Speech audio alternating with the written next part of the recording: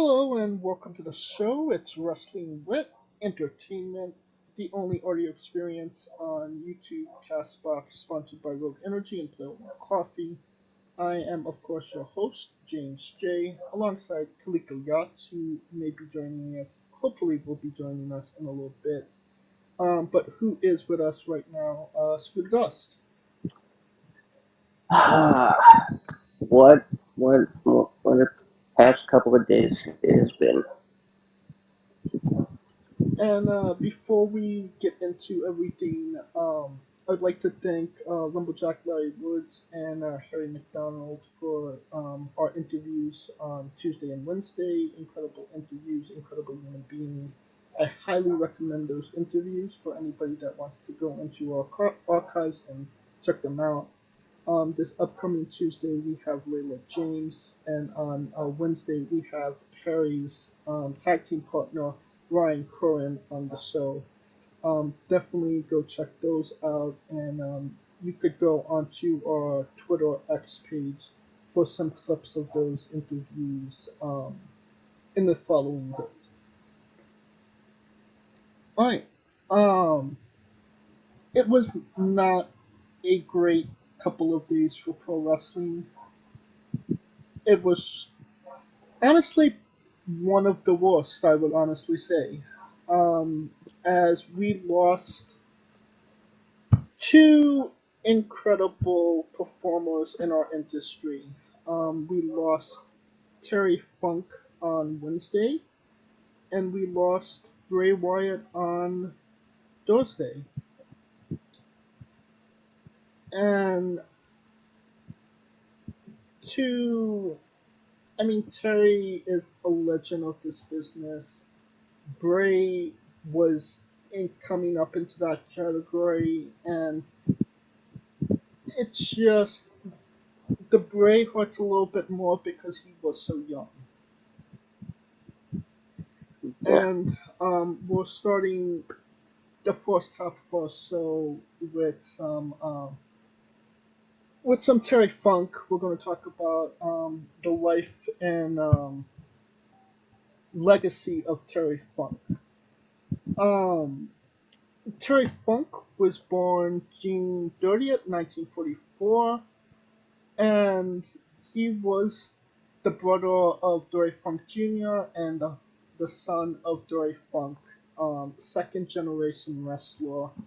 Began his wrestling career in 1965, and he only stopped wrestling in 2017, amazingly. Isn't that crazy, Scooter? it's it's absolutely.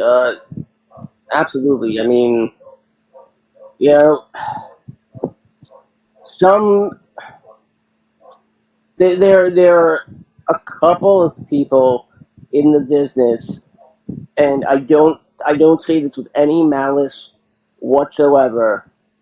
That that they love the business so much they want. It's almost as if they want to go out in the go out in a blaze of glory. Oh, what the hell? He had a stint in All Japan Pro Wrestling from 1972 to 1991.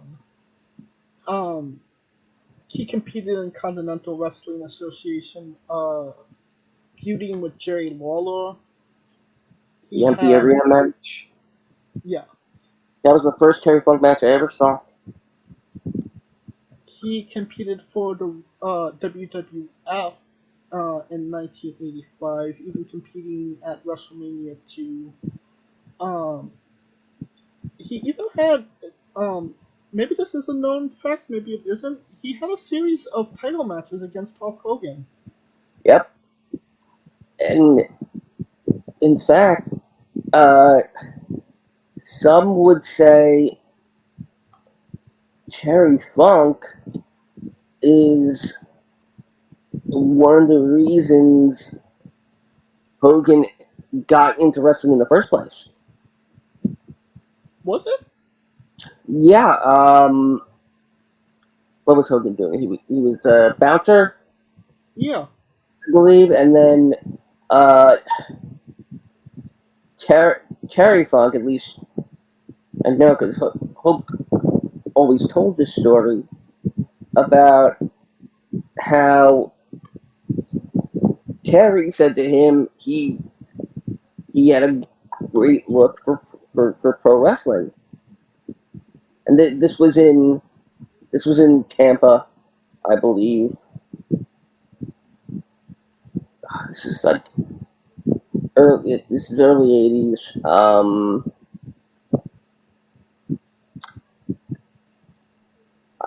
I don't know any more details than that, but I Yeah. believe we can credit Terry Funk with one of the driving factors as to why we had Hulk Hogan at all. He competed for WCW from 1989 to 1990. Um, a notable feud with Ric Flair in a I Quit match at Clash of the Champions 9, I believe. Forever, Um, huh? forever, forever, forever. That clip that became I don't want to say a meme, but that clip became infamous. It's also the clip uh, a great admirer, Colt Cabana, uses every time he finishes a Twitch stream. And he says, oh, anybody watching is, unfortunately, they can't leave because they're stuck. Forever! Forever! It goes into it and it fades out. Um, That I think wrestling has always been very memey before memes were a thing, oh, yeah. and Oh, yeah. a lot we've gotten a lot of crazy, interesting, weird, and somewhat inappropriate memes from Terry Funk. No, Oh, God. you know, Um, I almost didn't make this recording because my horse was sick.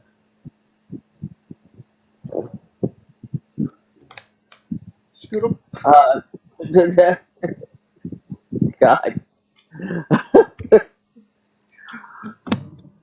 But, and then somehow Terry Funk finds himself back in WCW around 94 or 95 uh, when Dustin Rhodes starts feuding with Arn Anderson and Dusty gets involved and Terry Funk comes back saying he wants to, if he can't beat on the son of a carpenter, he'll beat on the son of a carpenter. And and then Funk would be involved in the '94 War Games at Fallborough. And then somewhat after that, he in 1994, 1995, International Wrestling Association of Japan, which I believe is his MLW days. I'm getting that right, right? Um, Um, I mean, what would you mean by MLW days? um, uh, not a Shido. What is his name? Uh, The barbed wire uh, guy, the deathmatch guy. at Sushi Onita? Anita, thank you, Anita. Yeah, Um, FM, yeah, FMW, yes. FMWS. Which was kind of a turning point in his career, where he went from um, you know, wrestling style to the violent hardcore style. And I mean, personally, that's the Terry Funk I kind of grew up with. Was hardcore, middle Yep. aged and crazy. Um, but exploding barbed wire matches with Mick Foley, obviously the exploding barbed wire death match with Anita that is still to this day talked about. I mean, if you've seen the FMW episode of Dark Side of the Ring, uh, you see a ton of clips uh, from those matches. There's hardly a match that had barbed wire in it that didn't have Terry Funk.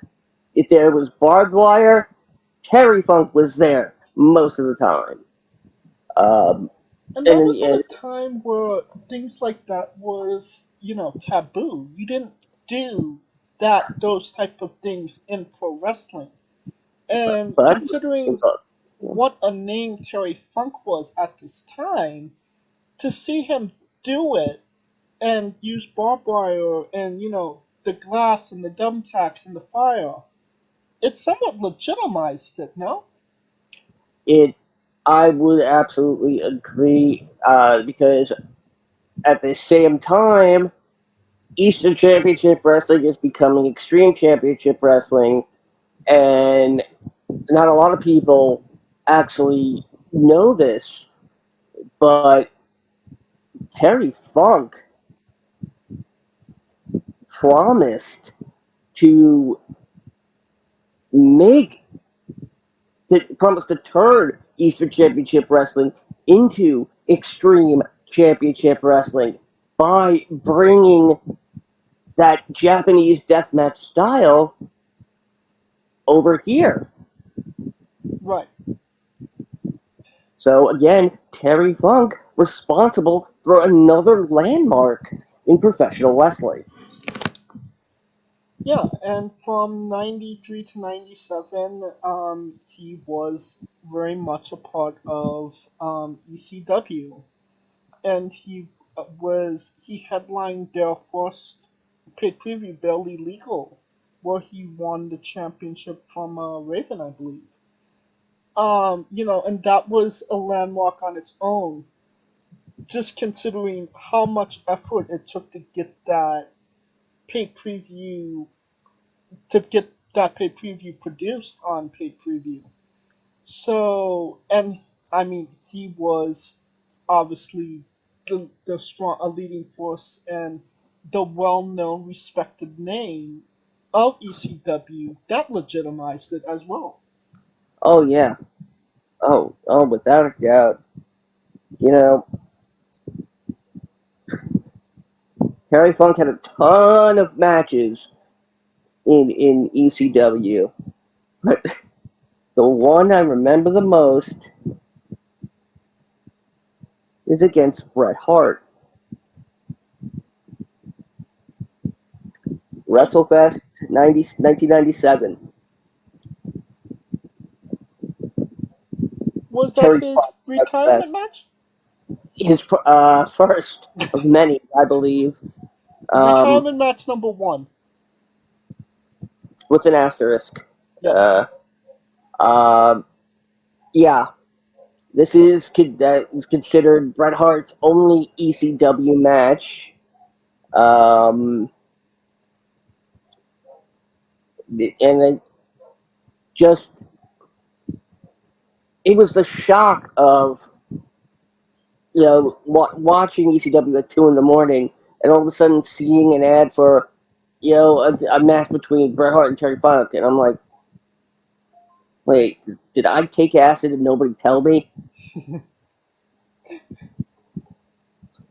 I mean, because around this time he's starting to get back. Uh, yeah, I mean to WWE. yeah, WWE, and Most wear potatoes on his head. most notably as Chainsaw Charlie, where he teams with Cactus Jack. And the very memorable feud with the New Age Outlaws, that culminated to a Dumpster. um dumpster match at WrestleMania 14, right? Yeah, 14. I, yeah, WrestleMania 14. I remember the the the almost blurring of the line of kayfabe when the Outlaws on a couple of Raws prior put Cactus Jack and Chainsaw Charlie in the dumpster and pushed it off the Titantron stage. Oh yeah. And the show literally stopped. I mean, you had everybody out there. You had Sonny crying. That's how much like it's. Oh God, there's so much to Terry Funk. I mean, we could we could probably at least take 24 hours of just talking about him, Oh yeah. and then we get into his wrestling. You're not wrong about that. He also teamed with Flash Funk. They said that it was his cousin in kayfabe. Obviously, Flash Funk would be Too Cold Scorpio. Yes. And then there Um. was another match with Bret Hart. This time on Shotgun Saturday Night. You know which one I'm referring to, right, Scooter? Uh. God, is that the one with the flying nuns? The one where he told Vince McMahon that he's a Yankee bastard and Bret Hart's mother is a whore? Huh? Hey, you could have told him he was a jet bastard. Or, I mean, Met bastard. Or Jets, Mets. Same difference at this point.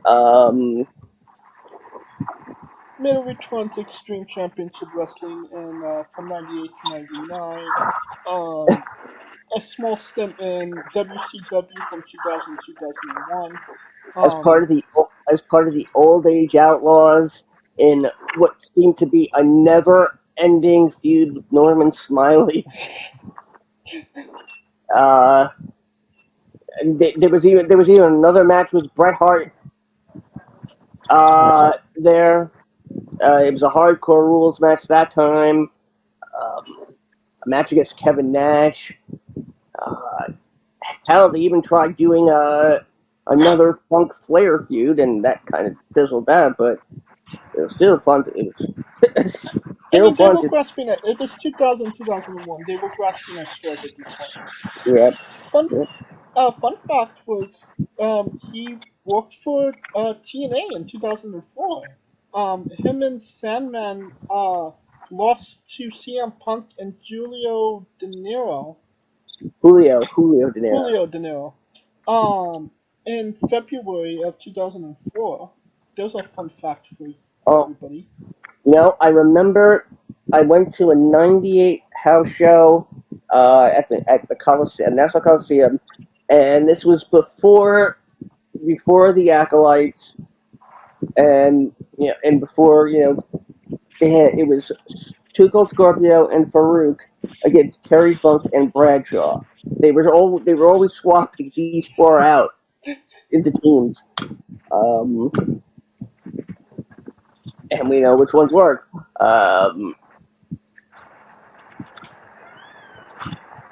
Then everybody knows at the 2006 One Night Stand preview.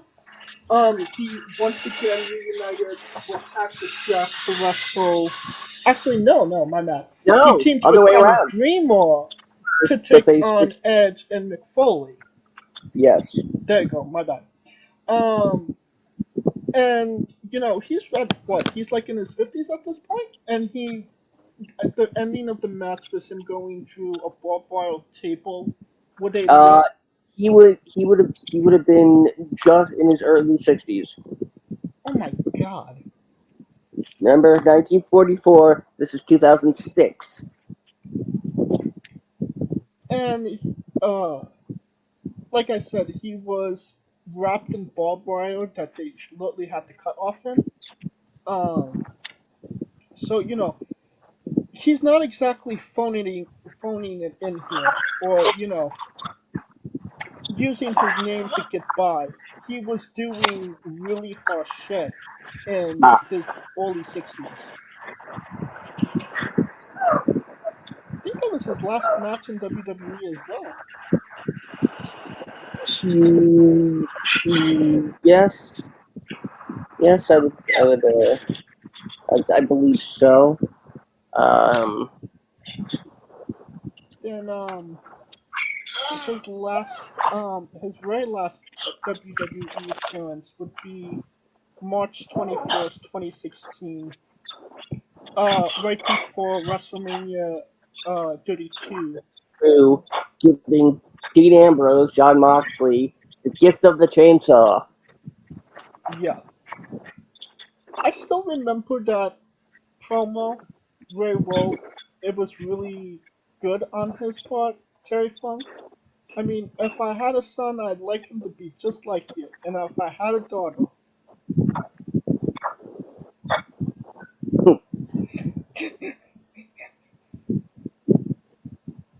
And and then just when you think of his movies. yeah, he was in Roadhouse with Patrick Swayze as a bouncer. Yep. Over the top, Paradise, huh? over the top with Sylvester Stallone as a bouncer. Uh, Johnny Knox was the ringer as a thug.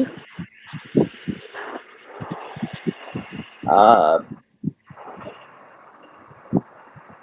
He was yeah, those movies I remember. he was also a part of the Beyond the Mat documentary that I believe that they documented his first retirement. Uh, yeah, it was about his knee. It was recommended he would get a knee replacement, and that surgery wouldn't happen for like a number of years later on. I believe his official last match was for Big Time Wrestling. Um, he teamed with the Rock and Roll Express, uh, and they defeated Doug Gilbert, Jerry Lawler, and Brian Christopher. That's a little heartbreaking, if I'm being honest. Good God! You can't. Oh, and we're being joined by Kaliko. Yeah, you didn't hear him come in. No, I just thought Yeah, he turned the you fan on. I apologize. didn't hear me at all. Just, hey, it's okay. You know what? Because I didn't want to interrupt. See, I'm so used to, like, coming in and interrupting. So, Well, I think this is a good place to pause. Kaliko, can you tell us about your memories of Terry Funk? Because obviously, he was a big part of the territories that you love so much. oh, yeah. Shit, man. Him and Jerry Lawler were tearing down the house. Funk Flair, Funk Lawler, like, Funk Von Erichs. Like, he was just there. Like, he was the guy. And it was just Monday nights, Memphis Coliseum, Mid South Coliseum, touring every bit of the Mid South was just like, man, that dude is a legend in the South. Like, he's easily in the South top. It's like Luthez and then Terry Funk and maybe Ric Flair. Because Terry Funk was just like a no nonsense Southern dude, and it just fed into like all of the stereotypes of that time, like especially in the 70s, the 80s, hell, even into the 90s. So he fit in very well. He had great matches with Bill Dundee, I could go on and on, man. It was Oh just yeah. like that dude was just a one of a kind guy. He lived a hell of a life. I will say that. That dude retired, I felt like 50, 11 times.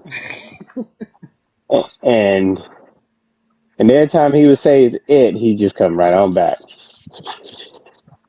But it just showed you how much he loved wrestling, man. It was just, It was very much his life. Yeah, we all thought that that he wanted to go out do what he loved most, and actually forgive me for being a little crass, but that he wanted to die in the ring yeah. If because he had it his way, he probably would have died in the ring. I'm curious. Had either of you had the opportunity to meet Terry Funk? Um, I've I had I've had stories told to me about him by Mikey Whipwreck and Tom Dreamer.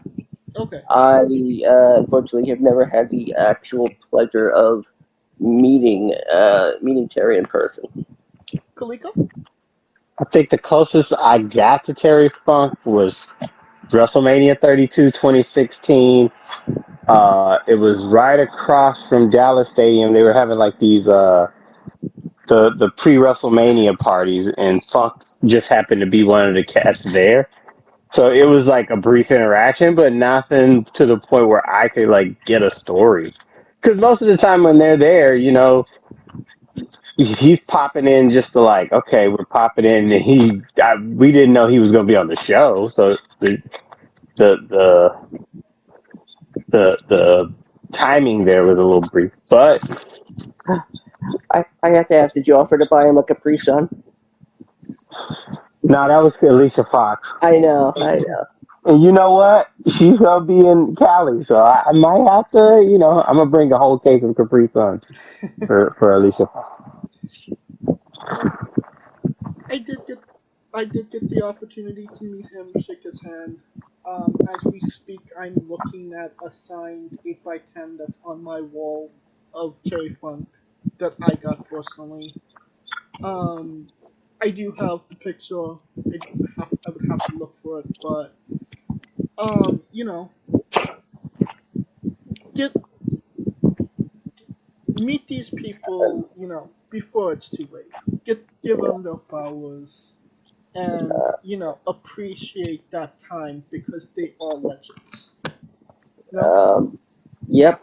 And, the the Insane Clown Posse were some of his biggest fans. All that work with JCW. Um, oh my God! Come across a match from IWA Mid South, A Merry Funkin' Christmas, Danny Daniels, Ian Rotten, and Terry Funk. On the other side, Steve Stone, Chris Candido, and DJ Whitmer, but we don't make the DJ anymore, so he was also close friends with an NFL player named John Ios, and yes. he was also very close friends with Sylvester Stallone as well. Yeah. So that's pretty cool. Um, How you think it got the gig in Over the Top? And if you've seen Over the Top, it is like the cheesiest arm wrestling movie ever. But it just made, for some odd reason, it made so much sense. He also choreographed the end fight of Rocky Five. it's incredible. He Yeah, that is pretty impressive. Like between him and Tommy Morrison. Yeah. It was. Oh God, I forget what they called it. It was Tommy Gunn in the movie. Tommy Gunn, but his real name Tommy Morrison. Yeah. They always give them such stupid names in those films, like Mason the Long Dixon. Come on. Tommy, good, Tommy, good. I can see him doing. Terry and Dory Funk were inducted into the WWE Hall of Fame in 2009. So when we say, "Oh, these guys need to be in the Hall of Fame," he's already in the WWE Hall of Fame. He's in the Hardcore Hall of Fame class of 2005, in the International Pro Wrestling Hall of Fame in 2021. So this guy has his had his Yeah. flowers. Uh, he also released an album. Wait, like a country album? It was called Great Texan 1984. Soft rock meets country. Uh, and it's considered to be a cult classic by fans. Uh, and Terry Funk, in his never-ending list of first the first to do something. He is the only wrestler to have released an autobiography in comic book form.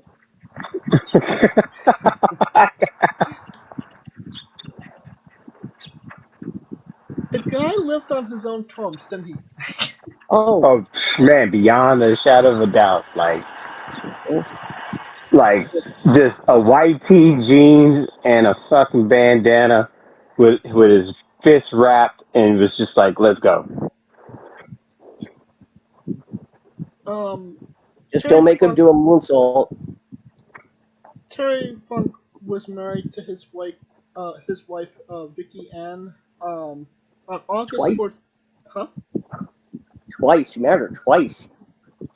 On in 1965, and he was married to her they um until her death in 2019. Yeah, Can can but they did divorce at one point. I mean, They yeah, but they obviously they came back together. yeah, but not until like quite a number of years later, from 2001 on Hmm. until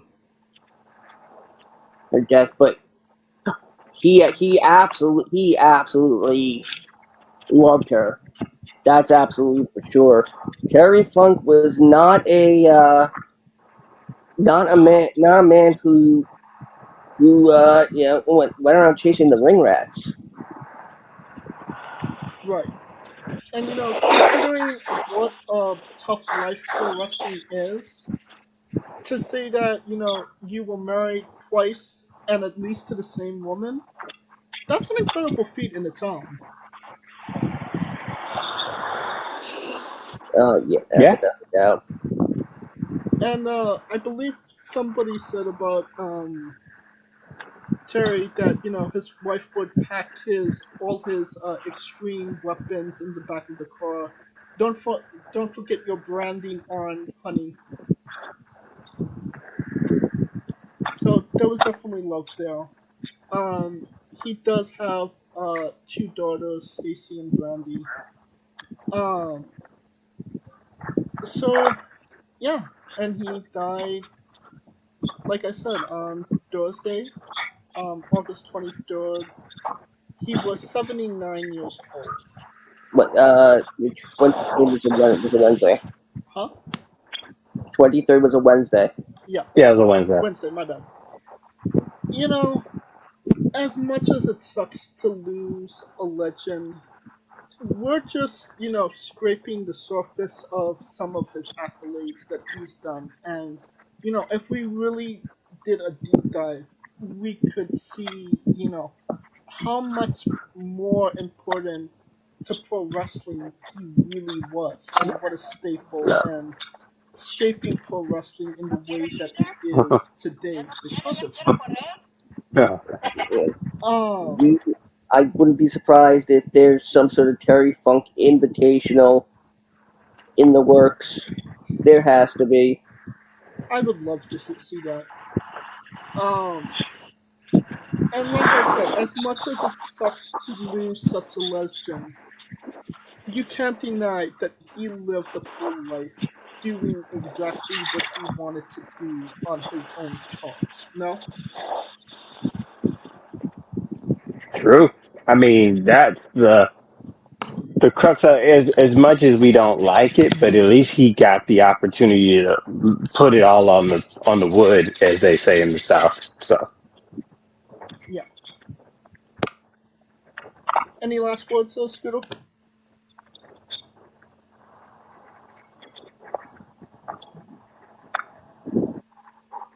Scooter?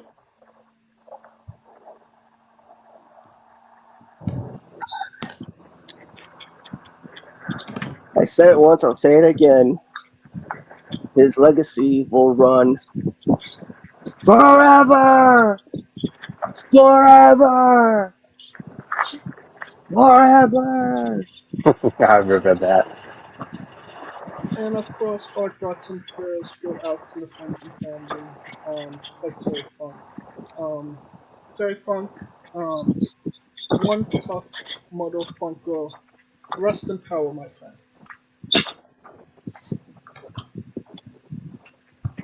All right, from a full career that really transcended pro wrestling and went for literally as long as it could to a career that I feel like was just starting to get off the ground. In all honesty, we lost Bray Wyatt on Thursday, and this really fucking hurts because he was only 36 years old. Um, way too young, just way too young. And honestly, it just sucks. It just really does. Um, as most people know, maybe they don't. Bray is Wyndham Rotunda, born May 23rd, 1987. Um, his grandfather was one of the Blackjacks. I think it was Blackjack Mulligan, right? His yeah, well, no, Lance, is it Lanza? Lanza? Blackjack Mulligan. No, yeah, it's Mulligan. It's yeah, um, yeah, the son of Mike Rotunda, aka IRS, And obviously his brother Bo Dallas. So aka, a wrestling who was family. actually Uncle Howdy. Yep. And yes, Bo Dallas was going to be revealed as Uncle Howdy. Let's get that out of the way right now. So the guy came from a wrestling family from the very beginning. He started in the developmental territories from WWE in 2009 to 2010. Um, Starting off in Florida Championship Wrestling. So before we even get into his WWE career, the guy only ever started in WWE. And as we're going to go into his career, he only wrestled for WWE. Even when he got fired, he didn't go anywhere else. He didn't do other shows. He was only a WWE guy. No, Scooter? Yep, he absolutely was. Um, I will say this. I'm not exactly sure how much confidence they had in him to begin with, based on the name they gave him uh, when we first came to see him. Uh, for those who don't know, uh, the name Rotunda uh, contains the word rotund, which is a polite way of saying heavy or fat. Batman. And why they decided to call him Husky Harris, I will. Well, I do know, but I don't want it to be true. So we all knew after a stint on the Independents for Florida Championship, he would be featured on NXT, and not the NXT we know, the reality competition that was kind of like Tough Enough, but definitely more of a look. And we definitely don't talk a lot about this era of NXT. But ironically Because, enough, his pro was Cody Rhodes, yeah, which is interesting. Um, and then in 2011, he would make his main roster debut as a part of the new Nexus with CM Punk as the leader. And whenever you put new in front of something, it's going to Hmm. fail immediately, right? Yeah, the new Rockers, the new Midnight Express, uh, the new Rockers again, um, the the uh, the new the new Blackjacks, uh, the the new Street Profits. Oh wait, no. The new Horde Business. Uh, the new Miz. And, you know, yeah, that is the kiss of death, and not the Bianca kiss of death. Coleco, you remember this time of Husky Harris? Yes, because it was the same group that got all defeated by John Cena in one night at SummerSlam. Um, no, that was the previous Nexus. Yeah, That was Nexus the One, seven. Yeah, that was the 7-on-7 SummerSlam 20. That was 2010. that's 2010. Yep.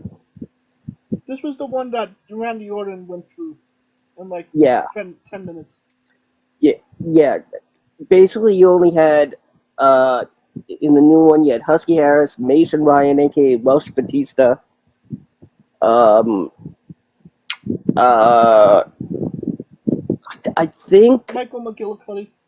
Michael McGillicuddy, and I believe Titus, What? Titus O'Neil, and Darren Young. Yes, Titus, and Darren. Yeah, you're right. The new Nexus. My apologies. Well, Which was the CM Punk version, right? yeah. Yes. 2011 to 2012, he would go back to Florida Championship and adopted a new gimmick of a hockey mask wearing Axel Mulligan. Mulligan, yeah. And the funny thing is that the look was kind of cool, but it was also a little bit Mad Max inspired. It was also, possibly some kid would say, maybe the theme drew a little bit of inspiration from that. But what I had heard is that it had a great response, Good. and that that was going to be what he was going to come up as. And then I believe an injury took him out until his return as the. Well, I don't know how many people have seen the movie Cape Fear with Robert De Niro and Richard. It's De Niro and Gere because the original had Robert Mitchum and I can't remember who else. Um, but the kind of Hawaiian shirt, the wife beater, the hat, that bit of southern drawl. It's It was, oh man. it seemed like from 2009 to 2012, it really was the developmental of um, Bray Wyatt, where he was kind of finding himself, and we would have he finally tuned who he became. I think the most notable thing he did during this time was a feud with Richie Steamboat, who you don't get to, who you don't hear about too often. Oh, you still hear more about Ricky. Yep. And to April of 2012, he became Bray Wyatt, and he was initially associated with Eli Cottonwood. Yep. The Wyatt family would have been a little bit different if Eli Cottonwood was um, in the Wyatt family. No. Yes. Yes, it would.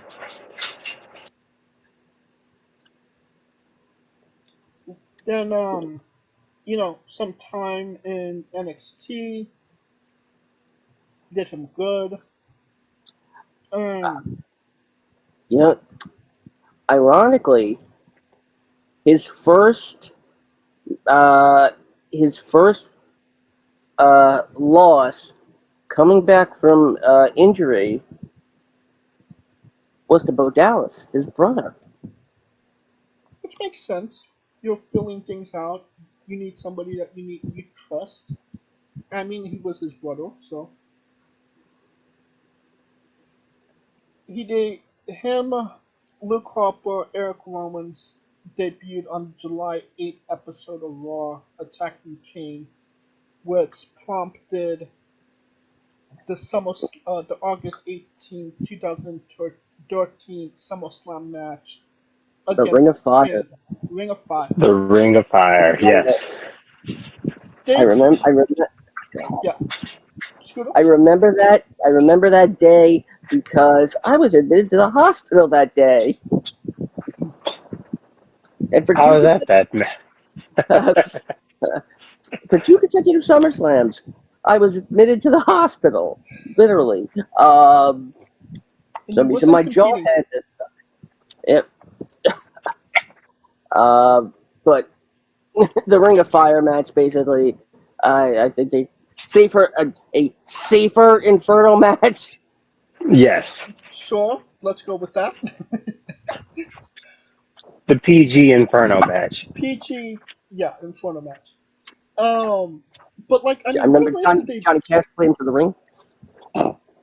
what a way to debut against one of the most respected names in pro wrestling, and his gimmick match, so to speak, and getting the W, even though it was a little wonky, if I'm being honest. It was wonky, but the thing was is that he was already getting buzzed because I think here's the thing with Bray because I think he doesn't get credit for getting NXT popping off because keep in mind he once he got called up it popped off, but he was the guy that was like making it intriguing when they were on Hulu before they went to the network. So I don't think he gets a lot of credit for that. Well, I will say this about the Ring of Fire match. That match is super memorable to me because I was on the floor for that match. I was in the arena, Staples Center. I was on floor level, and so when they slammed onto the mat and the flames went up, you could feel the flames on your face. I Yes, your face was like melting off. Yes, Right, and I it was just a very memorable moment for me personally. I thought you were going to say you were on the floor because you tripped No, and fell down. no, I had floor tickets for that SummerSlam.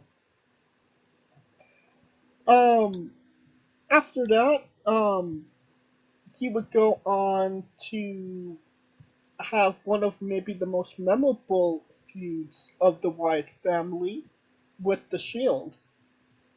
And that was some great shit, if I do say so myself.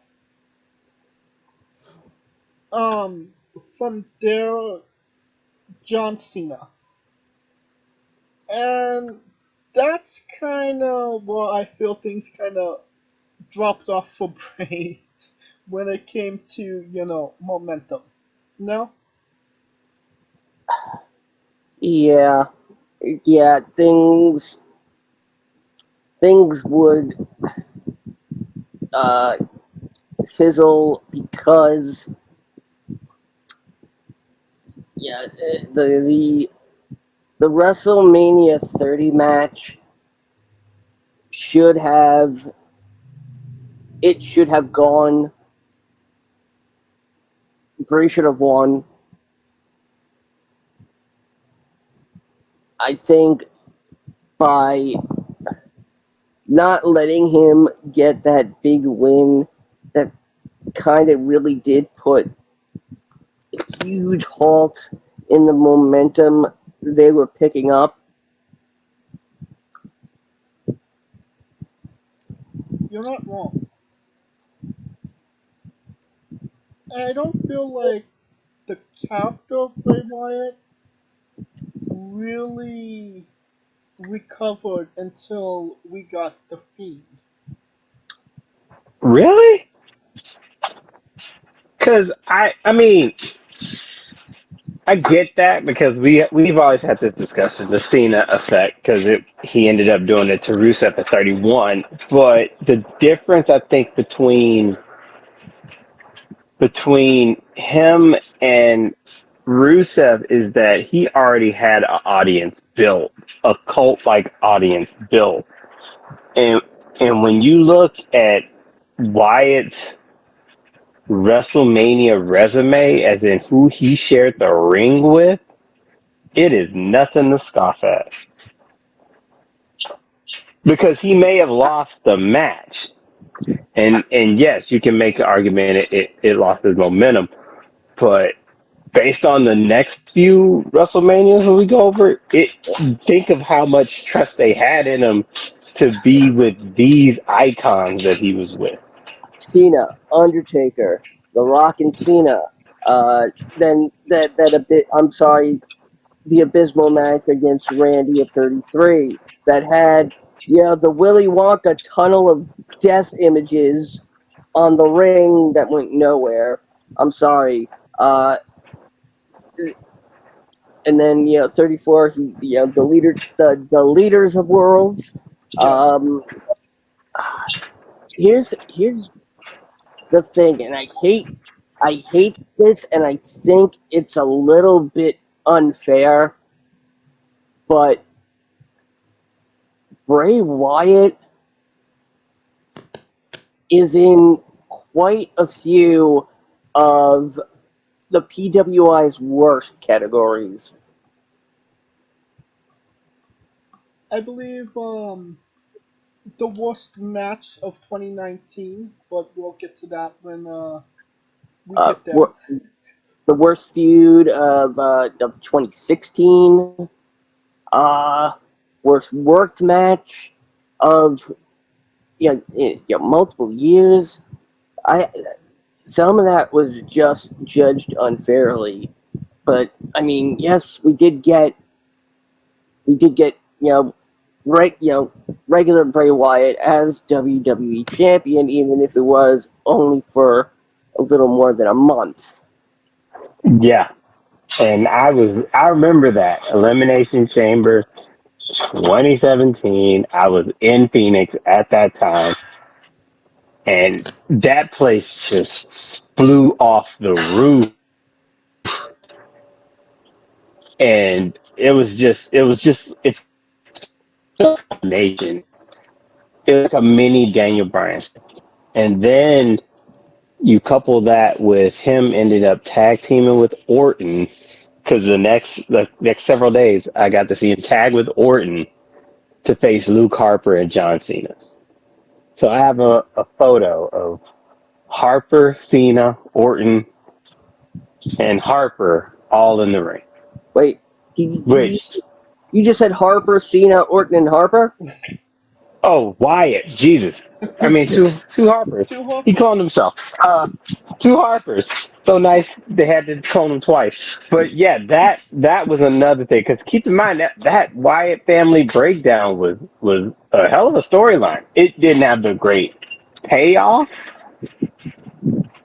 but it was a captivating story. And then keep in mind he was part of one of the better captivating stories of the Daniel Bryan saga. So I mean, But then that led he's to see see Wyatt. Wyatt made the best of what he was given. I think that is what we can say. As far as how it went, due to certain booking decisions, Right. I don't think Wyatt is to blame. I don't feel like he's to blame completely. I mean, there's a lot of blame, but to go around. But like you said, like Kaliko said, the match at WrestleMania 33 with Orton. 30, 33. I remember going into that match. I was actually really excited for it because Orton and Wyatt had a really good thing going. And he burnt down Sister Abigail's house, and he was destroying the family, and he was destroying everything Bray loved. And at this time, where are we, like 2017? You're look 2016, Phil. Yes, 2017. It was that match was in 2017. 2017, No, no, yes. 20. Yes, 2017. Yeah, 2017. 33. There was not a lot of things that was exciting me about WWE at that time. There was not a lot to And, get excited But, about. and but that's why I was gonna say because WrestleMania 33 on a whole was not like. it was the longest WrestleMania in history. It was over 7 hours. Yes, I was there, Yeah, and 90% of it was Taker leaving, yeah. and yeah, I, I, so I yeah, was on the air from 5 p.m. to well after midnight. yeah, it was a And, long one. um, but the thing is, that Orton Wyatt match was less than 10 minutes. Yeah, I mean, it was, Shane and AJ got longer. and what they did in that 10 minutes was really, honestly terrible. So, but that is something where we give Wyatt that blame, but Wyatt wasn't going to be the guy to be like, oh, I'm going to stomp until I get my way. But I mean, it's absolutely not his fault. I mean, you're set up for success. You're wrestling Randy Orton at WrestleMania for the WWE Championship. It just that whole they did the Thing, Pictionary on the mat. the ring, the mat, yep, Yeah, and I Yeah, couldn't yeah. see it because no one knew what the hell was going on. With Yeah, the Willy Wonka tunnel of death screen, and I was able to predict what bug they were going to have next every time. well, so I mean, yeah, he was in some shitters, but he was the guy that just went with it. Like he If, wasn't gonna pull a punk and be like, "Fuck it, I'm gone." You know what I if, mean? if anyone's to blame, it's Randy because look what happened 2 years later. 3 years later, I'm sorry. No, yeah, 3 years. well, 4 years later, at 37, yeah, 37. yeah.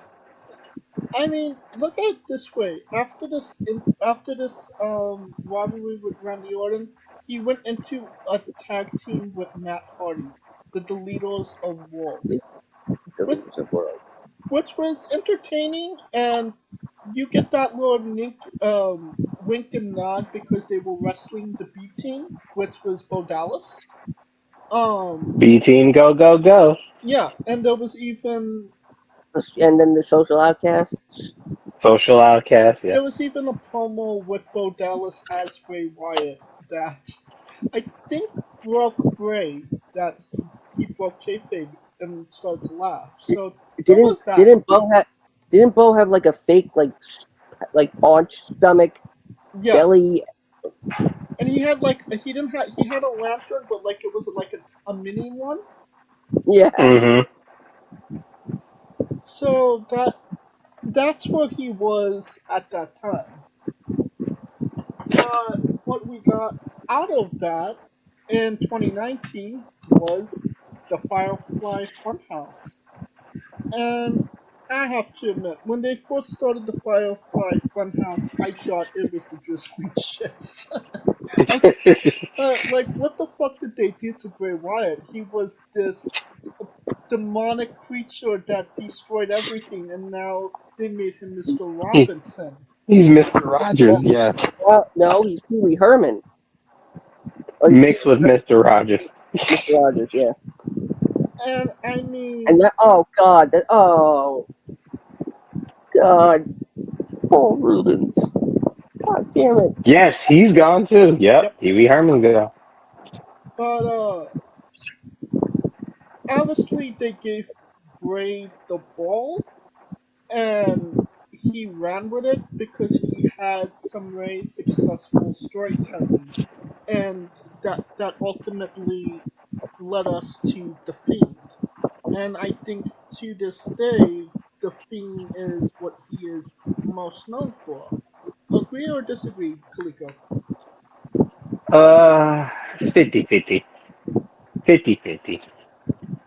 But the fact that he got two characters over separately, and it's very rare that you see one guy known for like two totally different characters in wrestling. Like that's like Booker T getting GI Bro over. And, I mean, So I mean, get, getting two characters over while working two distinct personalities. exactly, and that's why I think uh, there were several matches he should have won. I think he should have won 31. He should have won 30 because he was going to be that Undertaker heir, that otherworldly, demonic, spiritual heir, and he made it look cool and creepy and not cheesy in the way WWE wanted to portray it. Then we have, he's getting this character over. It's really going with what everybody wants. It's fantastic.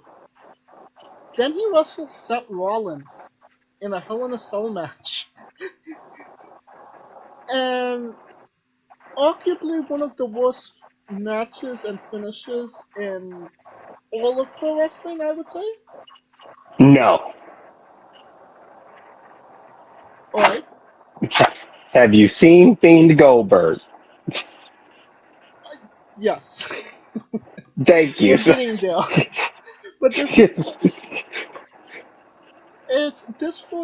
But it started with the Hell in a Cell match where the Fiend was over. He was getting what he needed, and creative screwed it over. They screwed him over, and it started with this match.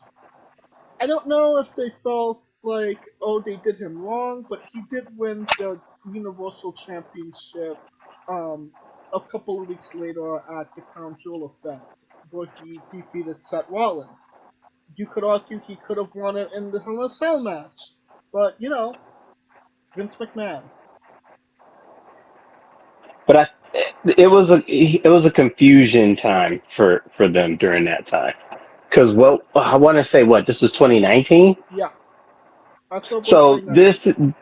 this was them trying to carry Rollins after beating Brock,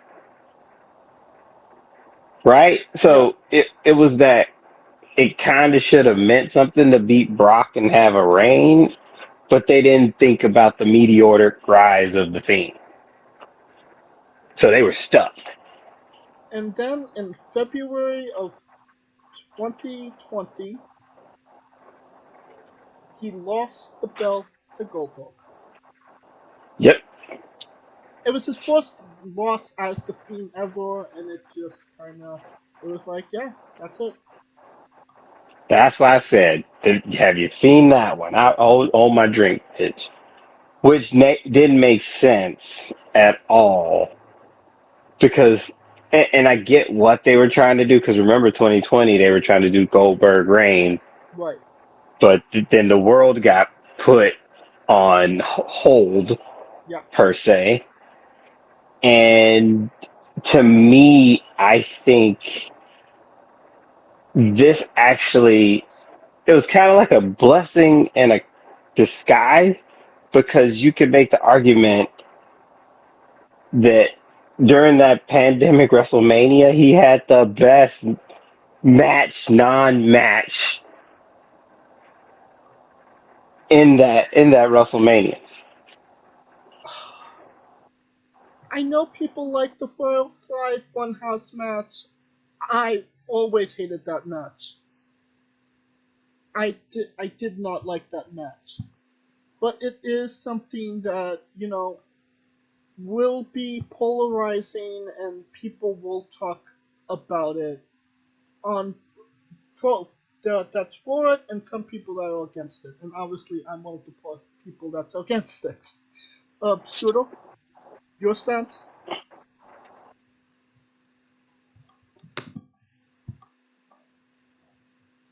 So,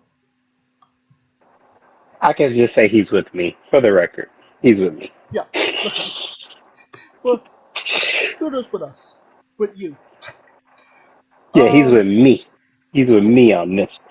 Because honestly, think about it. Like in a time where we didn't know what we were gonna get for WrestleMania, it that stuck out, right? The fact to be able to be creative during a time where no one really could trust each other, period, touching each other. You know what I mean?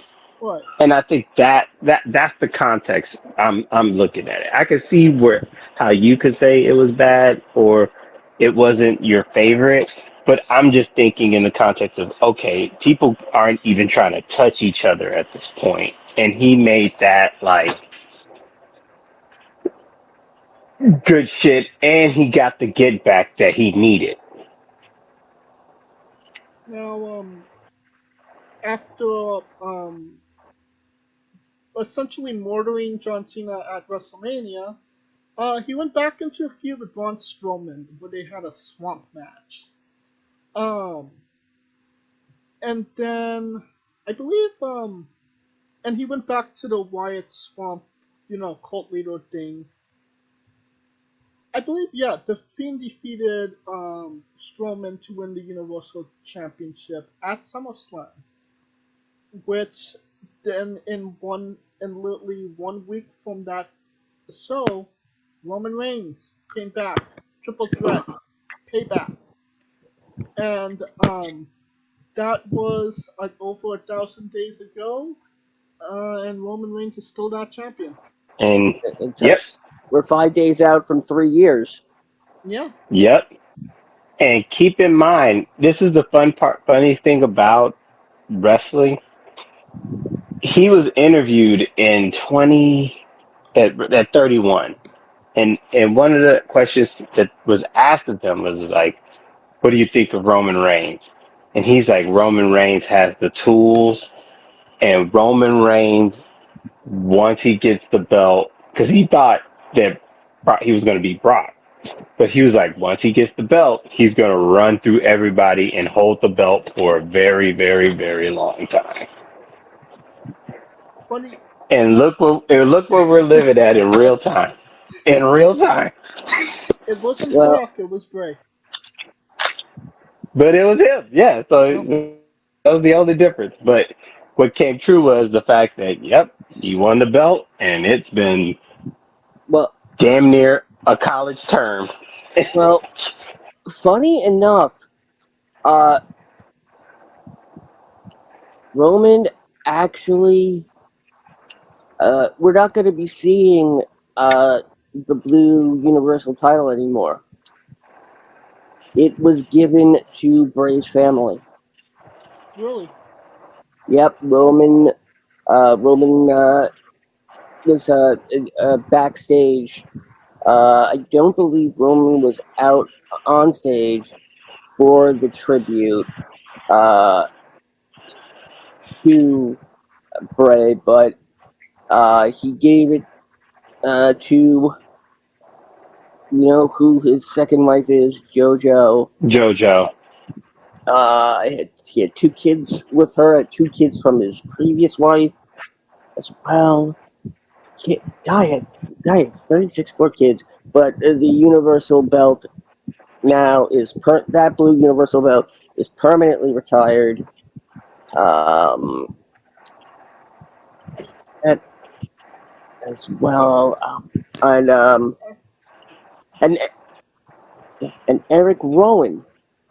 was out on stage with the WWE for the tribute. Let's get I to what he did for after the SummerSlam match and losing to Roman Reigns, which led us to a return match against Randy Orton. This time, the Firefly Inferno match, which you guys like the Firefly Funhouse. I love the Firefly Inferno match. the uh, the Firefly Inferno match. the one where Randy Orton literally set Bray Wyatt on fire. Yes. That wasn't. Was that an Inferno match though? Yeah, it was an Inferno match at Fastlane. Oh God. Yes. I When he remember burnt the Fiend and the Fiend came back at Mania to lose to Orton. Yes, yes. I remember Yeah, that whole thing. in less than 10 minutes again. Yes. and another match that was a little wonky. I feel like there should have been a payoff because Alexa Bliss was destroyed. Wrestling Randy Orton. She was Literally the wrestling. Yeah, she was the main focal point of the match, and we never got a payoff of what that was and where it could have gone because he was released a couple of months later in July. And that brought us to last year, 2022, the QR codes. And The era of the now, White Rabbit.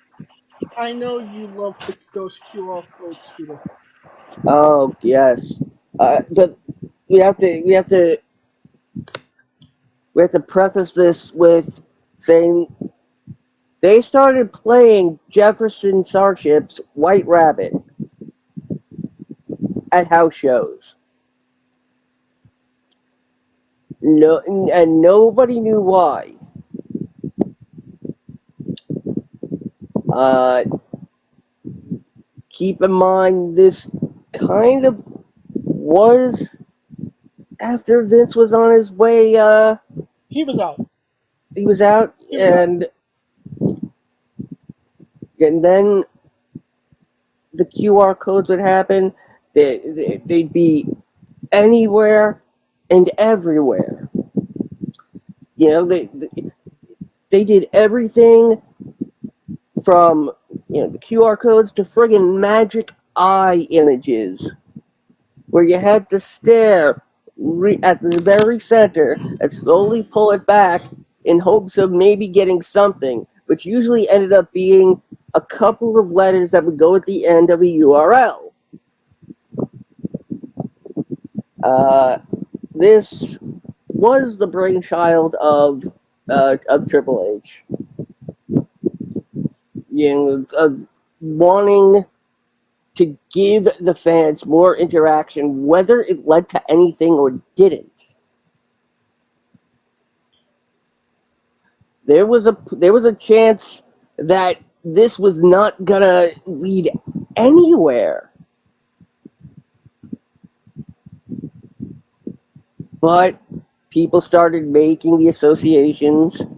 White Rabbit, revel in what you are, and so forth. Uh, uh, Ryan and I were, whenever they were there, we were always working to, cut them out.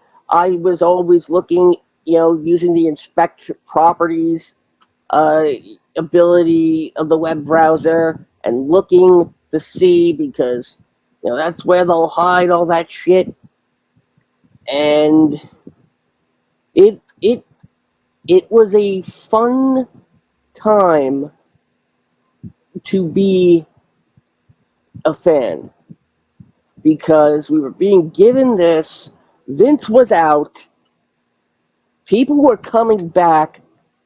The future looked so damn bright. Then at Extreme Rules, October 8th, he returned as Uncle Howdy. And No, he didn't return yeah, as Uncle Howdy. yeah, he had the Uncle Howdy mask. He took it off. He blew out the lantern. He came through the real forbidden door. Yes, and unfortunately, we're not going to get what everything meant. He after that he went into a rivalry with LA Knight. Um, that led to the Raw 30th anniversary, so where he had a moment in a segment with the Undertaker. Um, That was supposed to be a passing of the, which, as we learned, was a symbolic passing of the torch. yeah, and would be the last time Undertaker and Bray Wyatt would share the ring together. So, in a lot of ways, it definitely was a moment for reasons we didn't know until right now. Um, that led to the Mountain Dew blackout match at The pitch black Pitch match Black at the at Royal Royal Rumble, Rumble. which thank God those guys took a shower. Um, I personally didn't think it was a bad match. It was more unique than anything I've seen before. it it was, I mean, the I think a lot of fans kind of narked on it because it was literally a match to sell a product. Yeah, I guess. Yeah. Um, and that really wasn't something we associated with Bray Wyatt. LA Knight, I mean, I can Yeah. understand that. The match in and of itself was not bad. I wish Bray would have been in the Rumble. Um, and while we have LA Knight on the brain, uh, last night on SmackDown, uh, LA Knight faced Finn Balor, two of Bray Wyatt's most uh, not necessarily storied opponents, but more infamous opponents faced each other, and LA Knight delivered a uh, truly great promo full of respect, and showcased uh, what Bray, in the short time he worked with him, what Bray had taught him.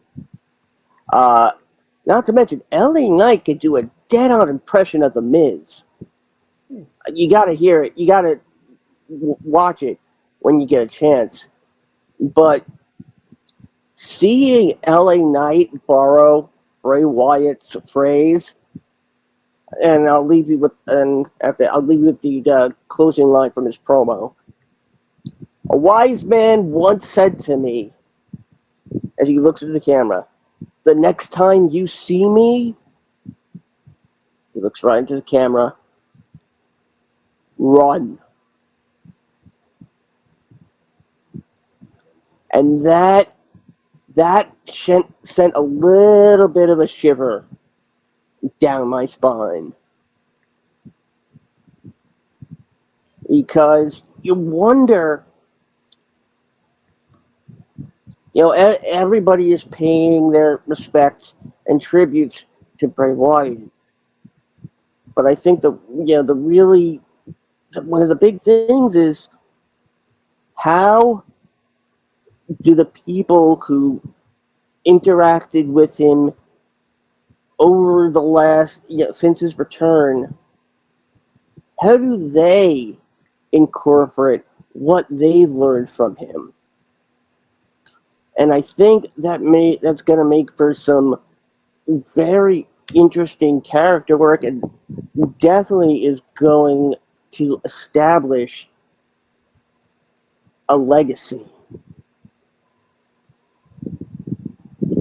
After the Pitch Black match, it was rumored that Bobby Lashley would be wrestling Wyatt at WrestleMania 39. Uh, That obviously did not happen.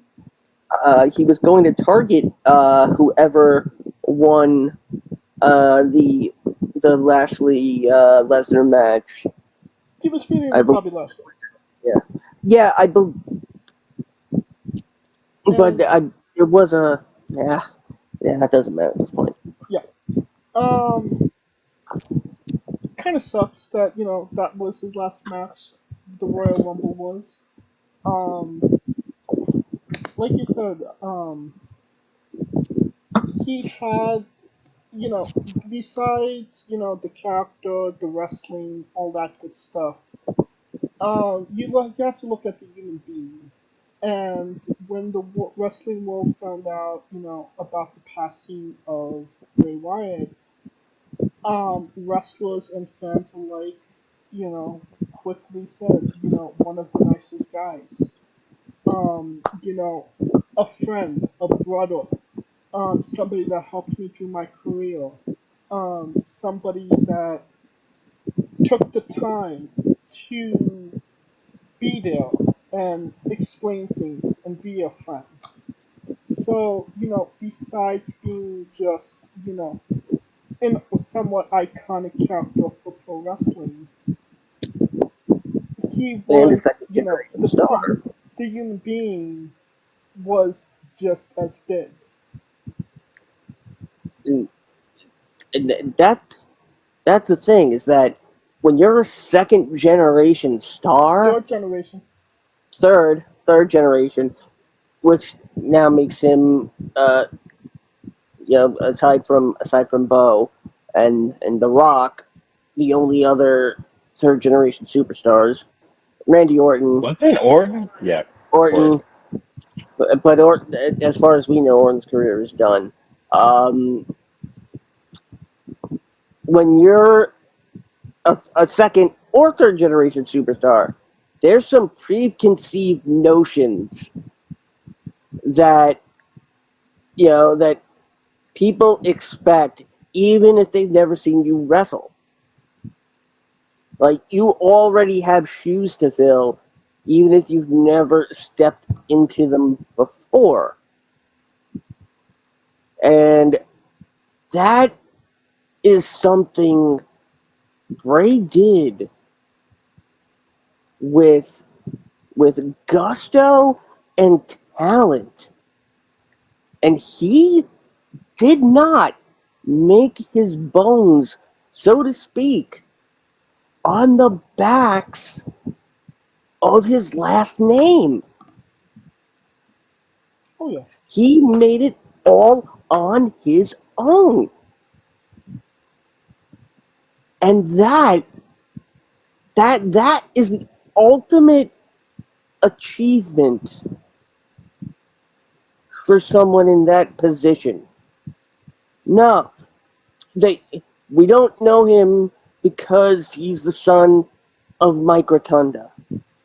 No, we know him because he's motherfucking Bray Wyatt. And, you know, we could talk about. Well, you know what, Kaliko, you haven't said anything for a little bit. Could you say what your thoughts on Bray Wyatt and what we've been talking about? I, I could put it a little bit more simple. When Bray's career always been like Yeah, start and stop, right? And every time we would start, he would be on the rise, and then when it would stop, we would always go, "Oh, there's always tomorrow," right? right. In my mind, it just felt like, okay, there's always the next time. There's always the next time with him. There's always the next time with him. And now it finally hits that there is no more next time. And I think that to me is probably the most shocking thing I've like. This one hits hard for me Yeah, because he was only 3 years my junior. yeah. 3 years mine too. So it was just like, holy shit, like he's gone. And And 6 years that to under his me, belt too. yeah. it just it hits a little different because he was young enough to where it questions your own mortality in a sense, Right. right? Yep. And and and that to me is the shocking part. His impact, regardless of whatever PWI, whatever, blah blah blah. To my knowledge, he's the only wrestler in which he died, and all of his profits from his merch is going straight to the family. That's what WWE announced. Yep. Yep. Yep. So Oh, that tells you the reverence that they had for him, regardless. And what one of the things that we as fans kind of get caught up in is like, oh, they're fucking with him, they're pushing him, and this is where sometimes we just kind of have to sit back and wait for shit to play out. Because the whole time everyone just thought he was fat and whatever the case may be. And this is something where he died from a complication that happened from COVID, and we're just now getting into the terms of that, the long term effects of people having COVID. So it it really fucking sucks. I can't even lie. And I got to meet that guy in at 33 in that infamous match, but you could just tell he was just cool as a duck in water, man. He was just so chill and so laid back. And I, to me, the wins and losses never really mattered with his character because, as you saw when I saw that video, I shared the video of me on the floor at 32, and this is him losing to Taker and Cena back to back, and he popped out so with that lantern, and 100,000 people lit wait, their cell phones up. wait, 32 or 31? 32.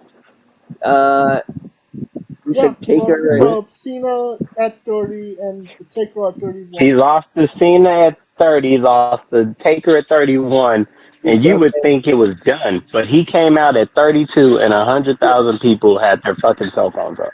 Okay. So that just showed you, and he didn't even wrestle the match. No, he didn't. So that tells you like the captivation that he could pull, the fact that he could make you pay attention. And and you say that, but the night after WrestleMania 32, they start moving them towards being a face group because then they go on to attack the League of Nations. Yep. Hmm. So they saw something. Well, Yeah, they saw something. um, say what you will about the character, and you could say a lot of things about Bray Wyatt. He's definitely has one of those careers of, what ifs. What if he won the match with John Cena? What if he won the match with Undertaker? What if there was better booking? And, you know, after all of that and everything, we could analyze that for hours on end of what could have went right, what could have been wrong, how his career went. At the end of the day, whether you liked him, disliked him, and I'm only talking about the character here. When he was on your TV, you watched, you were entertained, you enjoyed what he was doing. And, as a character, you have to as somebody that watches wrestling, any wrestling fan, you could appreciate that he was there for our entertainment, and when it did come time to entertain us, he did it. And to Kaliko's, did you meet Bray Wyatt, or you just you met him in person? Yeah, at 33. 33. I met And he was him. just cool as a fan. I met Bray in 2014 before the Ring of Fire match. Um, he was fantastic at that time. I had him sign my program when he was in NXT, and I believe Loki Caval was the winner of that season. And he's on the page with him, and he crossed his face out.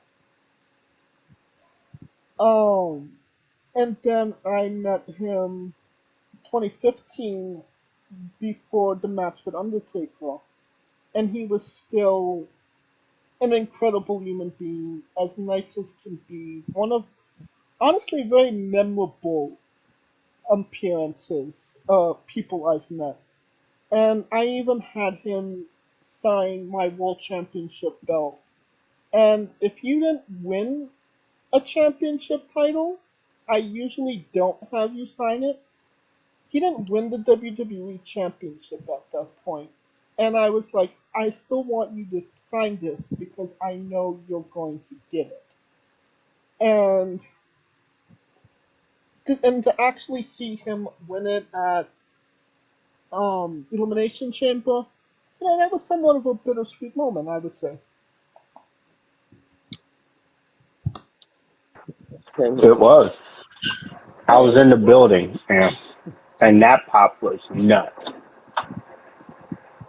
I mean, But not to put a damper on things, but that belt just got a whole lot more valuable.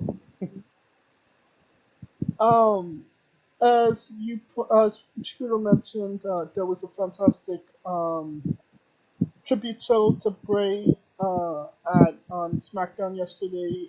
Eric Rowan was in attendance. I didn't even know that Yeah. Alpha, me and Uh, Scooter was talking, and I didn't know that he was even in part of Impact. So, well, I think I think he was basically done. Could you know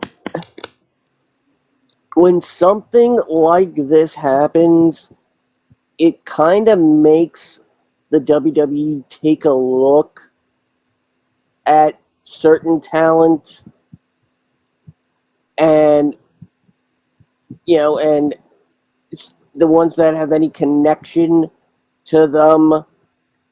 And right. I'm wondering if this could mean a reinvigoration for Eric Rowan and Bo Dallas. It doesn't. It doesn't matter where you are or what you're doing. If when something like this happens, we just all come together and we Yeah, respect and we pay tribute. I mean, we've been talking the last hour and a half about people that have done great things for for us for the business of pro wrestling. um, So I it doesn't matter the legality and all that stuff. Yeah, I'm gonna go I do this. I'm going to pay tribute to this man because he was yeah, amazing. yeah. And uh, even though AEW had taped shows tonight, nothing in the record, nothing even in the graphics for Terry Funk or Bray Wyatt. So you know, I doubt that's done on purpose Yeah, though. But uh, I I I do want to share this one last thing before you decided to move on after this. Somebody, when something like this happens, I'm usually going through the Squared Circle Reddit, and I'm looking at the reactions, and every other reaction is either who's cutting onions, I'm not crying, you're crying, why are there ninjas cutting onions, that last shot of the rocking chair under the spotlight got me. Um, One post brought really got my attention, and someone said at the end of the show, they should blow the lantern out forever. And I had a response to that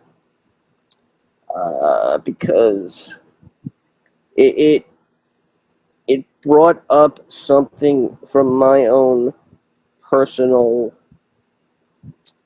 uh, history. There's there's a concept in Judaism. I don't know if it's the same in other religions. I just know this one personally. The the term, the concept is called Ner Tamid, which literally means eternal light or eternal flame. My response was, I retort with, no, you don't turn it off forever. You let the flame blaze eternally. And sure enough, the last image of SmackDown with Bray Wyatt's, you know, shadow profile up on the Titantron, a lantern in the center of the ring that was lit, and it wasn't going out.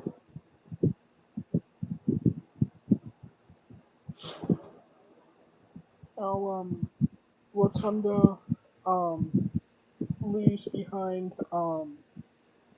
a wife, um, two daughters from his first marriage, a son and a daughter from his current marriage with JoJo.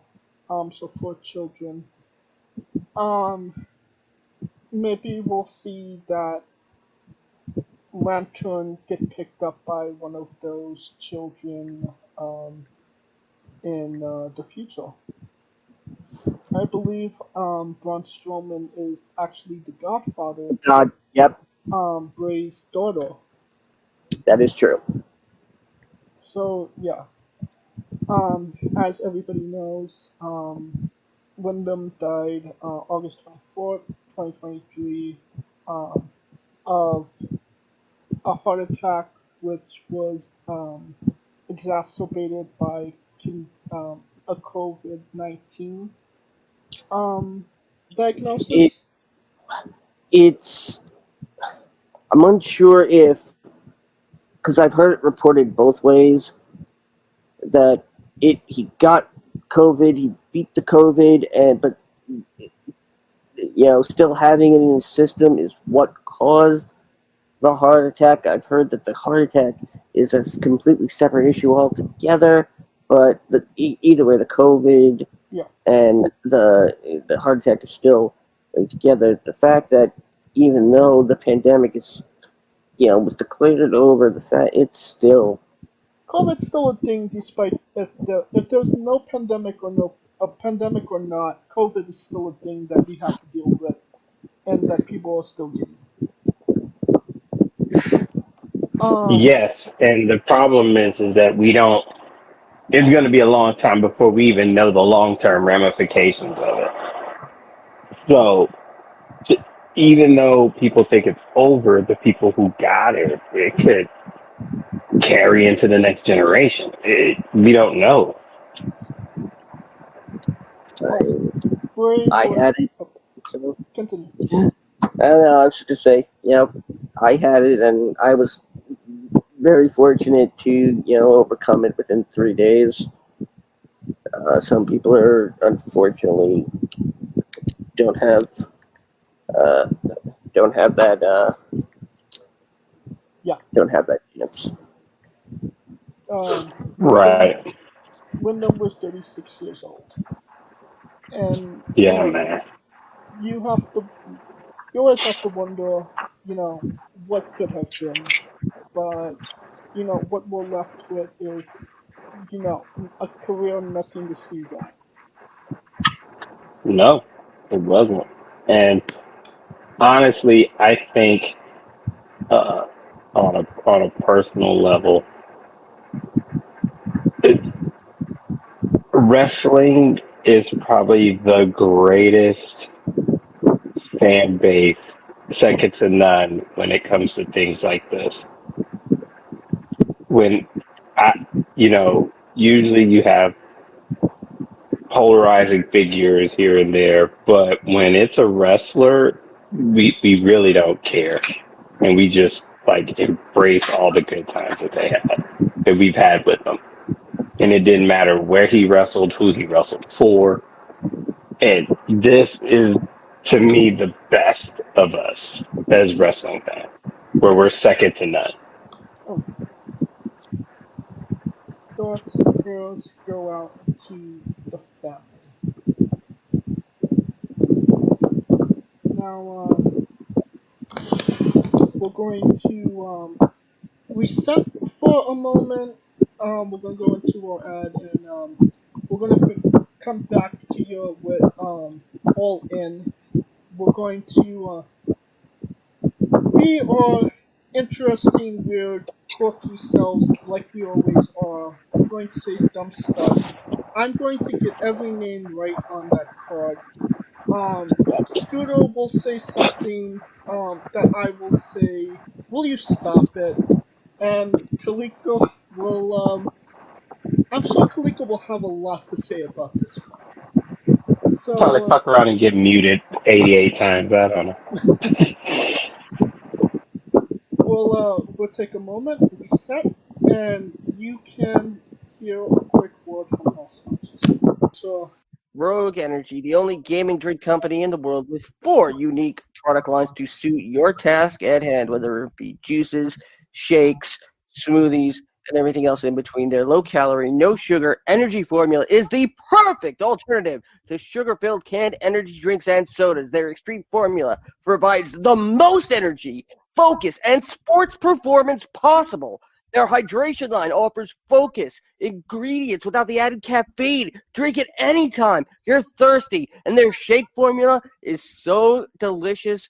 Who doesn't love a cookies and cream, 0 calorie energy milkshake? First and foremost, they've designed every Rogue product line with performance and effectiveness in mind. It is critical that you look at the nutrition panels of drinks when comparing options. There are countless off brands out there that are presenting low quality, poorly dosed formulas that amount to expensive caffeine water. Every formula they produce is designed with optimal levels of high quality ingredients. Additionally, you won't find a powdered gaming drink brand that dissolves better. No need to have chalky textures in your drink.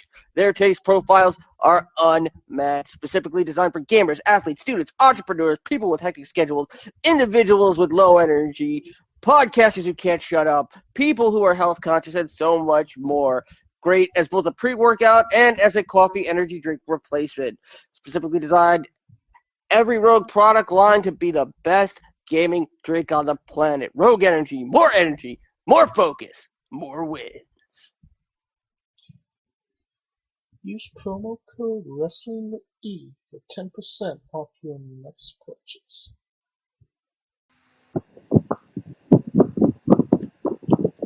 And we are wrestling with AEW All In 2023. It's tomorrow.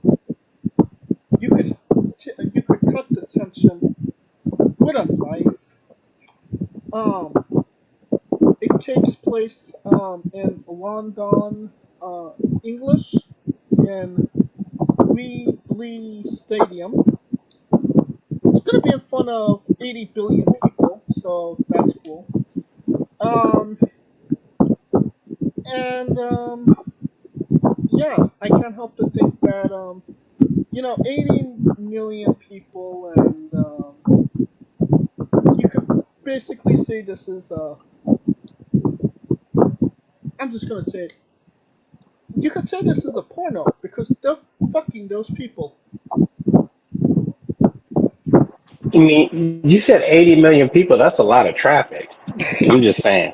That's a But lot of goddamn traffic. It take people 3 days just to get to the fucking stadium parking lot. do people in England even drive? Yes, on the wrong side of the road. Hmm. So lots of accidents. No, they actually drive better than most Americans. Schooner, as a whole, what do you think about this card?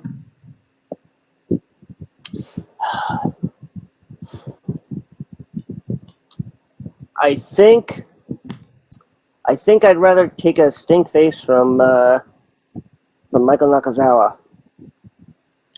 Uh, Kaliko? uh, Oh, no, continue, Schooner. yeah, no, no. Go on, move to Kaliko. Kaliko? I mean, what you expect? They wasn't gonna put all the big guns. They wasn't gonna put all the big guns out there. That's for Chicago. That just Yeah, goes to show, no matter where they go is gonna fuck around and go back to Chicago. I mean, next week's pay per view is the more important one. Payback. No, All Out. Well, let's get into it. Stadium Stampede, Edward Kingston, Chucky T.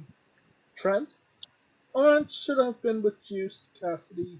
Penta L0, Me Edo, um, Del Wrestling, The Combat Wombats, Max Cillin, uh, Claudio Ida Canoli, Wheeler Dord, uh, Wheeler Dord, Yuta Dord Wheeler, thank you. Sonata and Ortiz. Who wins the Uh, match? Schooner. the fact that he's now going by Mike Santana. Uh, by the way, you people might have heard that it was Santana. No, it's actually Bo Dallas because he looks so much like Bo Dallas. But now Bo Dallas don't look like Bo Dallas. It's the Yeah, problem. yeah, but now Bo Dallas doesn't look like Bo Dallas. Yes, um, this match needs to take place under the guidelines they have established for the Stadium Stampede mode for the Fight Forever game. Okay. It, which means it needs to take place, as if it were a Fortnite game. They need to be dropped out of buses or airplanes.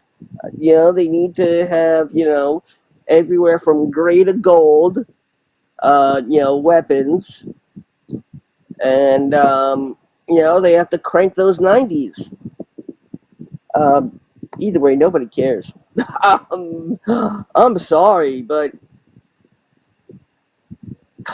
did like okay, I get it, having the stadium stampede, but then again, it's an 80,000 plus audience. How is the stadium itself going to figure into this? If anything, this is the one match type I wouldn't have done. Well, I mean, you can't do Anarchy in the arena. It's a stadium. But the fact is that they're clearly going to go all over the place. Oh yeah, this is like a Instead, 45-minute match. yeah. So, how exactly do they plan on showing it to everybody that's in the stadium? This is the one match where it's more advantageous to be a viewer at home. Oh yeah, Or someone in the suites. that too. Yes, because they have the TVs in there. Yes, but I mean, how? Like, that would be so weird. You're at Wembley Stadium for All In. You're in the suites, and what's on TV? All In. So who wins the match? Uh, Either way, we all lose. But uh, they made such a big deal about Proud and Priderful, that uh, yeah, it's gotta be the BCC. and the two Hispanic guys. Right. Kaliko.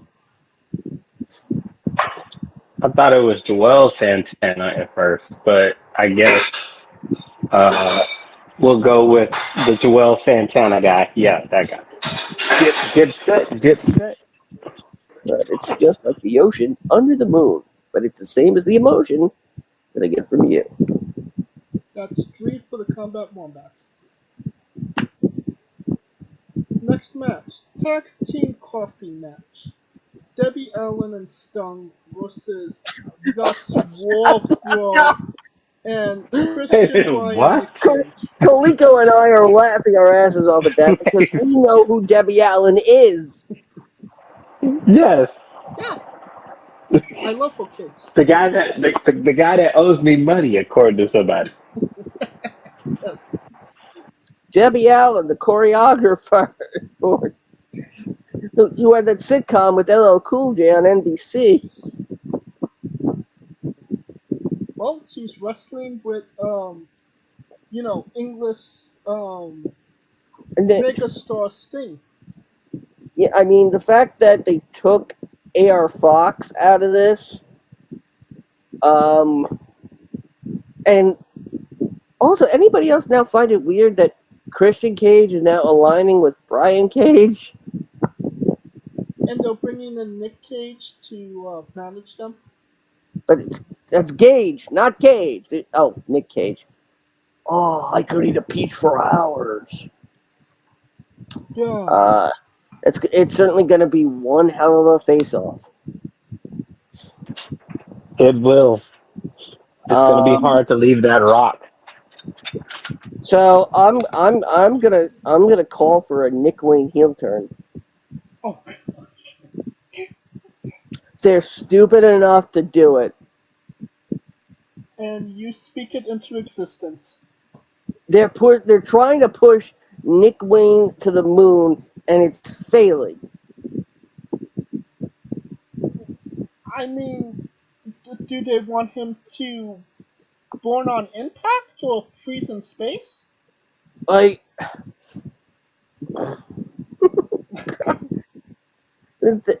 like Tony is so interested in trying to make an instant star. He's I gonna like do the it kid, but with with a 19-year-old kid. yeah, no. I mean, if anybody Remember had, Hook, everybody? I mean, if they were gonna make a megastar immediately, it was gonna be Action Andretti.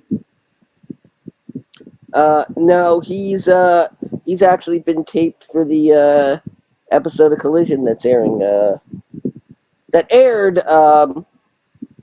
Well, depending on when this gets posted, it either aired already or is airing now because he's in a 6-man tag with Reynolds and John Silver against somebody. Oh, gee, that'll put asses in seats. It was Wait a minute, Collision is taped? yes, Collision is taped from because they were in Duluth. Yeah, they Yeah, only spent Collision. one day in. They only spent one day in England, and then are getting the fuck out.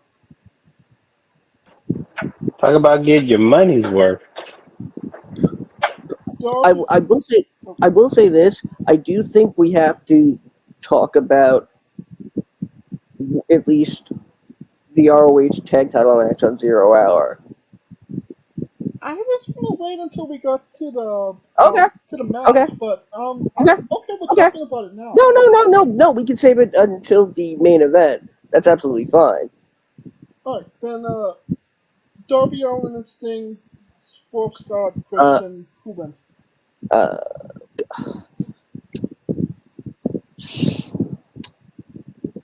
you know, either it's a Nick Wayne heel turn or it's an AR Fox triple cross again. Kaliko? Something, Oh, yeah. what? Scooter? So yeah, swerving Christian. Okay. Kaliko?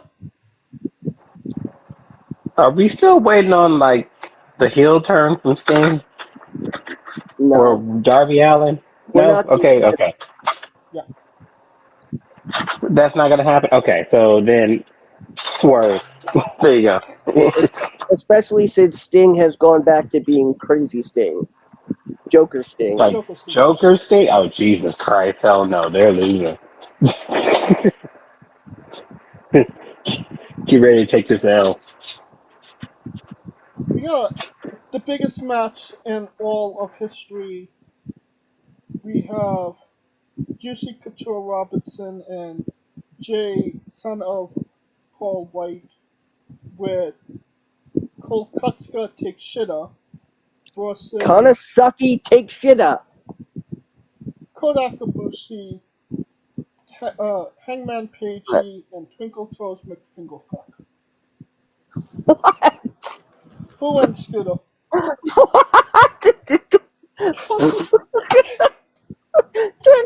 Twinkle, have you been like smoking my secret stash?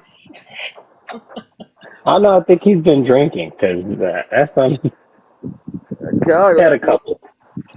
what do they put in the water there, man? Oh yeah, we are under boiling water advisory, so he might be going off that water, like Right. Master P said. Water, water. Woulda, coulda, shoulda. Uh, uh, I think this will end in a six-way orgy that results in the forming of Bullet Club Platinum. Uh, either either that or Kenny and Ibushi are gonna be forever stuck making out after Jay White or even Robinson reveals he's got like a super makeout gun.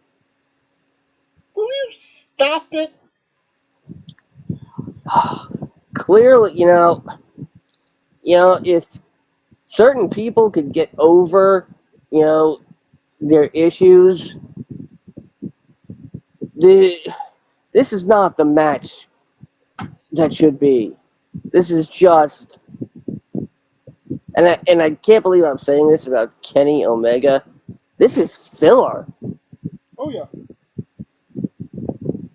Either way, Golden Elite. So you're going with the heels. Yeah, they're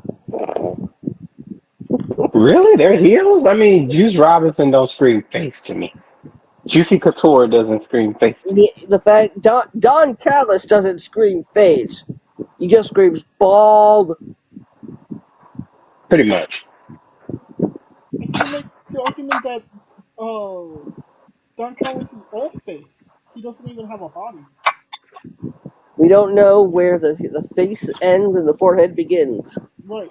I mean, he had to have all a body because when the security dude knocked him the fuck out, he had to land on something. But guess That what? was me. I hit him.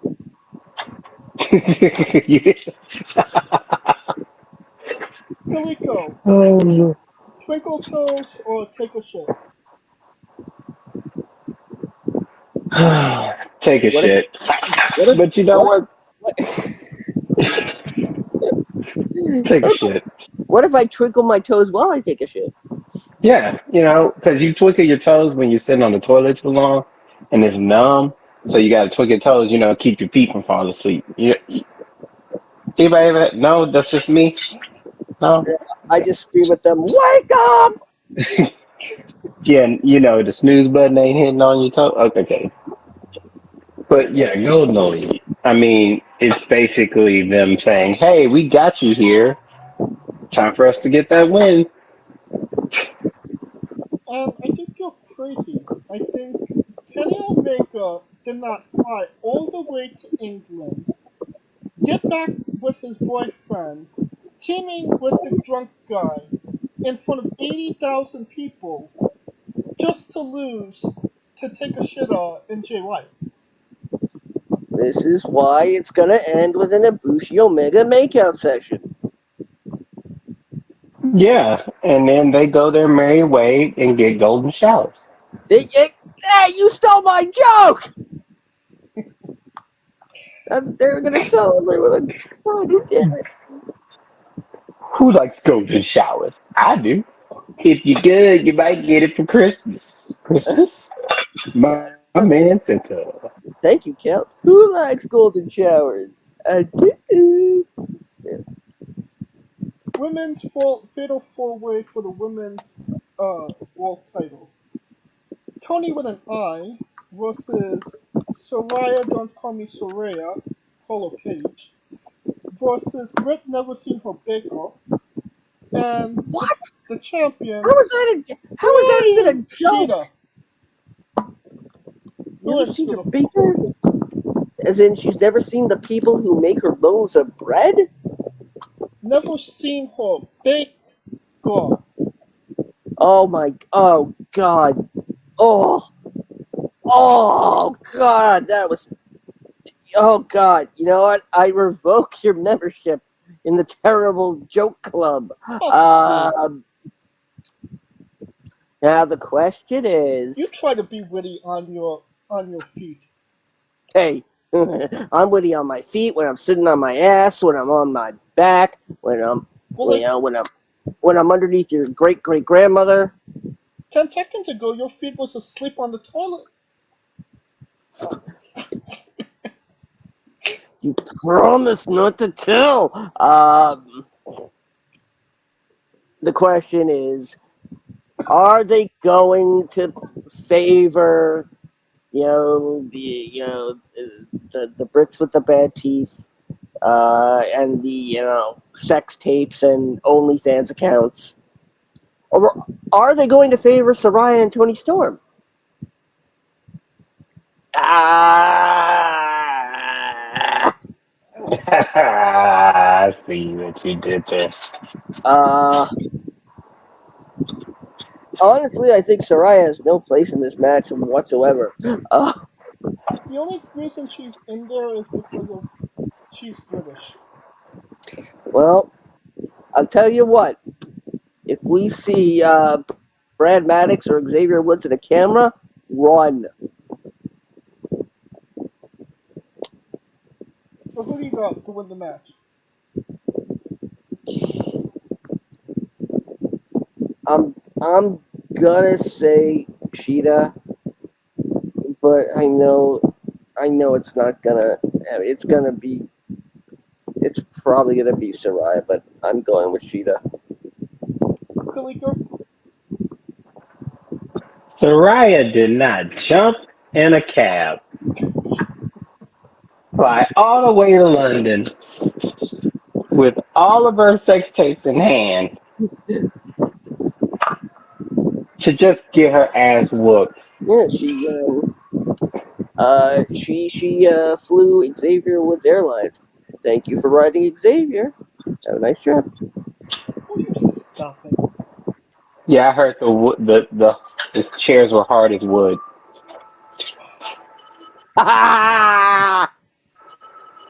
So you're going with Soraya. Ah, I mean that's the whole reason she's there, right? I mean, it's the catcher in Soraya. They want their British bulldog moment. Yeah, I don't think. That's what the main event's supposed. That's what the main event's supposed to be. I mean, if we're talking about bulldog moment, I don't think we're gonna get it with Soraya. We'll get some other type of dog, but not bulldog. That being said, I'm going with Cheetah. Um, the match everybody never knew they never wanted. Will Ospreay versus Chris Jericho. Oh,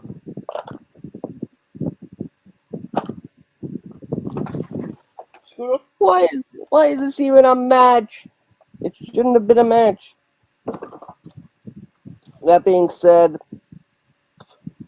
Jericho. Kaliko, It's got to be Jericho, right? Osprey ain't got no business here. Like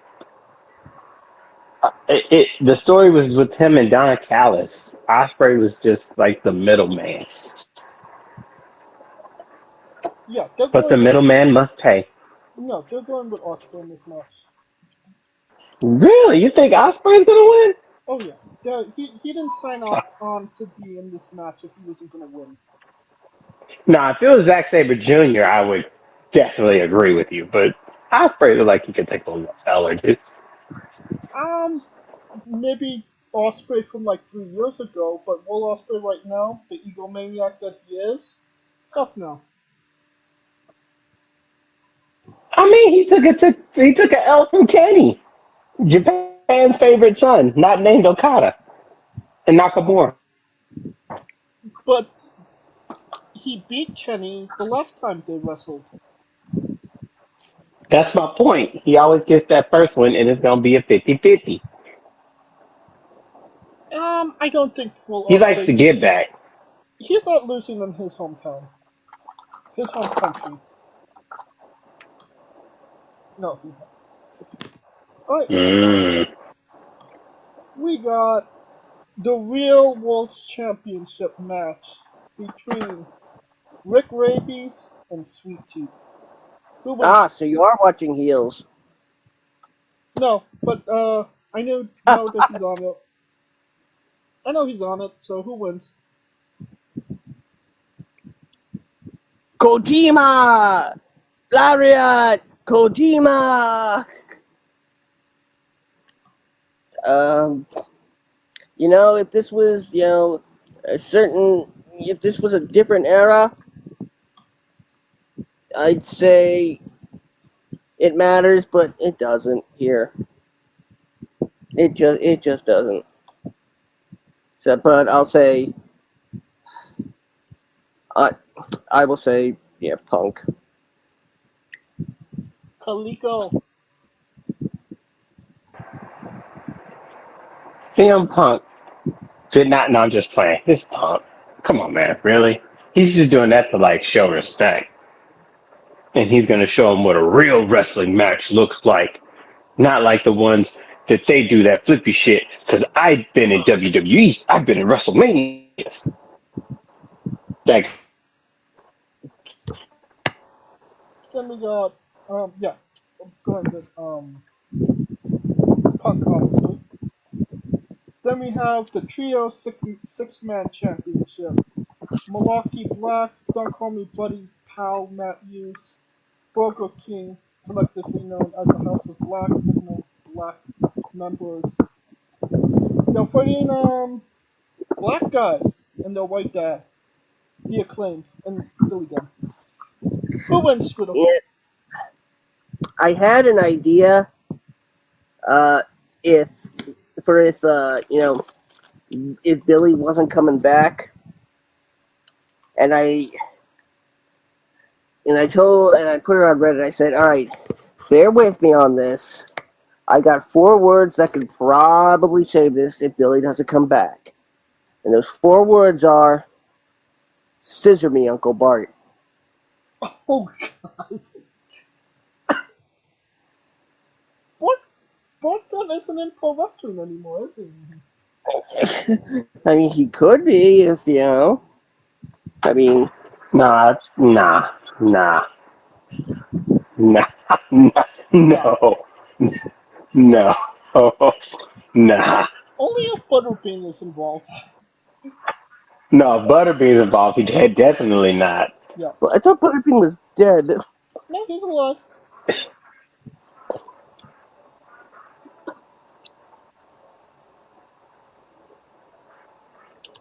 So who wins? House of Black or the Acclaimed? Uh, the Acclaimed. And, yeah, freaking your champions. Kaliko. I guess I'm the only one that's qualified to say it. It's black on black crime. Um, so, with that being said, I am going with the House of Black to retain. I'm going with the Acclaimed. Then we have the Tag Team Championship match Dax Hardwood and Cass, prison hardened Cass. AK 47 wheel. Later Cash your check, Wheeler. versus the middle-aged Bucks. Who wins? Scooter.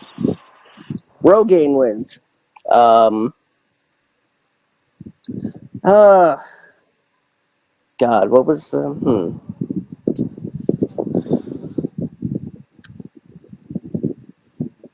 FTR to retain. Kaliko? Well, I was gonna say dad bods win, but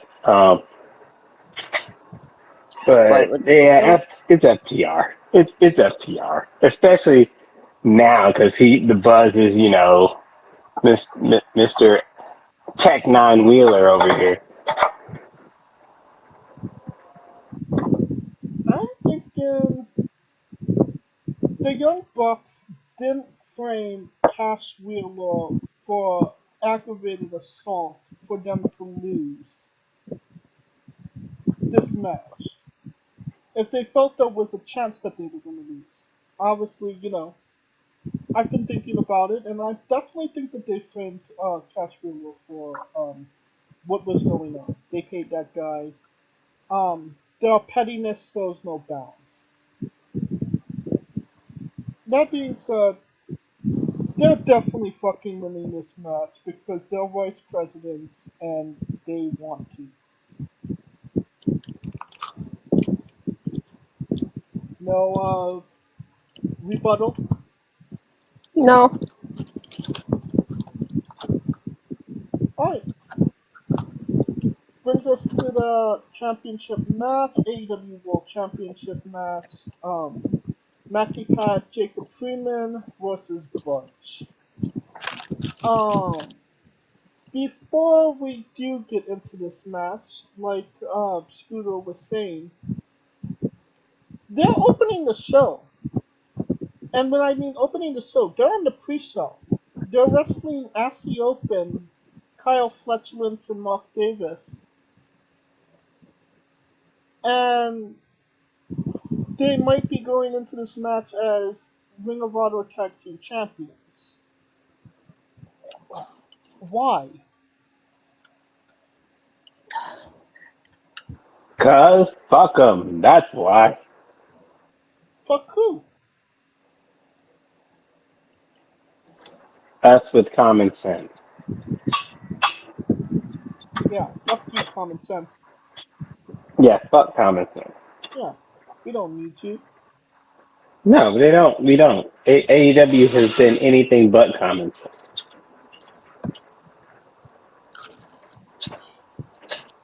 Do you think? You know what? This is a great question. What do you think's going to be the better match? Aussie Open and Better Than You, or the actual main event? Scooter. Hopefully, the actual main event. Yeah, that's the hope because it. Why would your opening? Why would the opening match be better than the main event? That would be a shitty. And it's the same person, so that just tells you. I guess they're trying to pull a Daniel Bryan. No, Double duty. they're trying to evoke Brett and the Brett Bulldog feelings. Brett I don't and know why. Bulldog How? 13 and Because not even Bulldog and Brett never tagged like that before they Yeah, fought but each other. but they were both faces, and now we have to consider Max a face going into this. Oh gosh, he's never okay.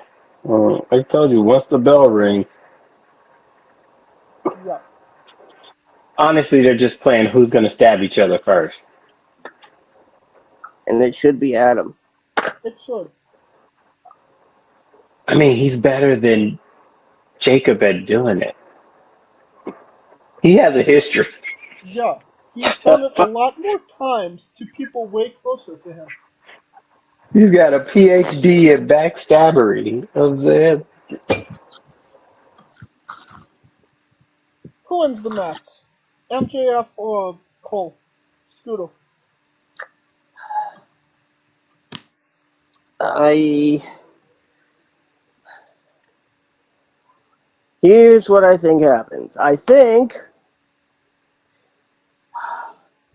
It. I think it's gonna be Cole and Rotten, Strong, and the Kingdom are gonna form almost like the new Undisputed Era. But then MJF, after being so vulnerable, and finally, you know, seeing the value of friendship, who makes the save for MJF? Wardlow. Wow, you think they would put Wardlow in such a high prospect? I think so, if he can get a couple of powerbomb symphonies off, Mm, especially to Roderick with the busted neck. so Cole for a win?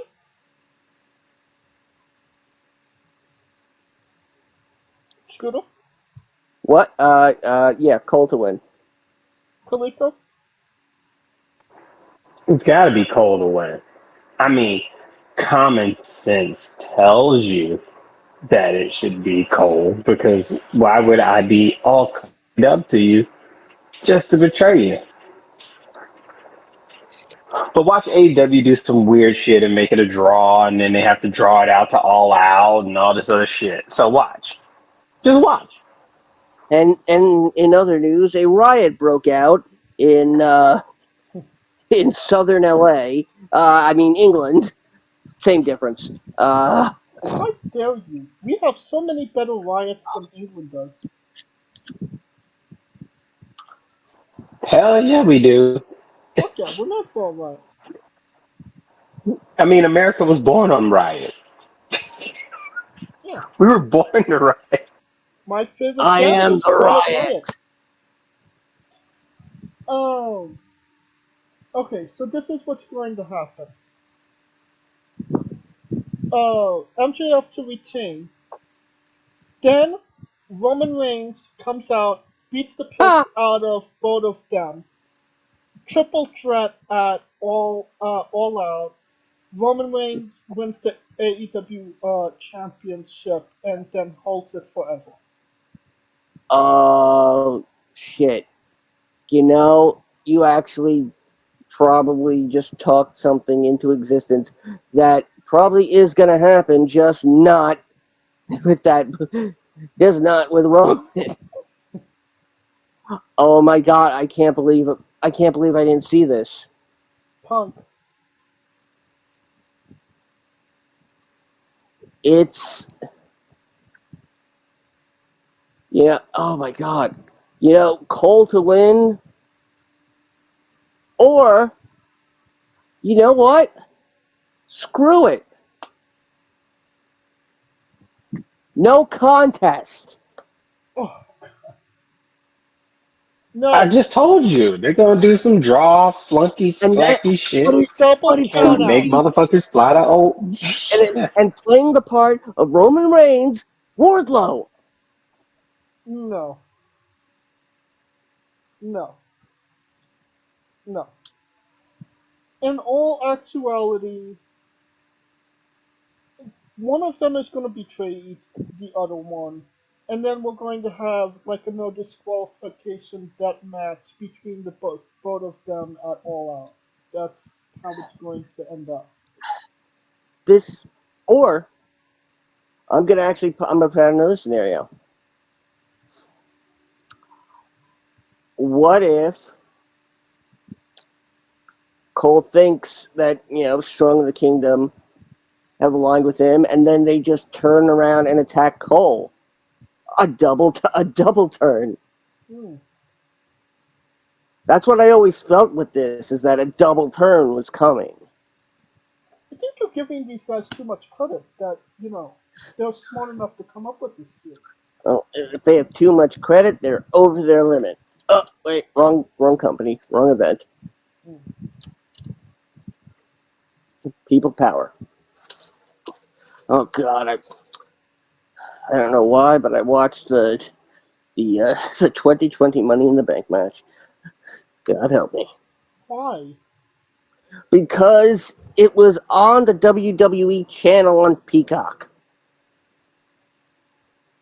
Again, why? Because I needed something to watch while I, beat the crap out of Tiger Woods in golf. I mean, watch Twisted Metal. It was a great fucking show.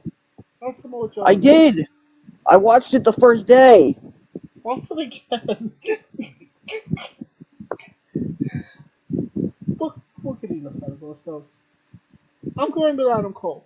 We're all three unanimous Adam Cole. Before we end this, is anybody excited for this event? Like Scooter, are you? Is there a match you're anticipating? Are you giving Uh, them the benefit of the doubt? Do you feel like this could maybe have? Is there any sense of optimism in your mind? I don't want to get up at the crack of 1 p.m. to watch this, so uh, I'm yeah, this it's not that I want to see it fail, but I kind of do want to see it fail. Kaliko,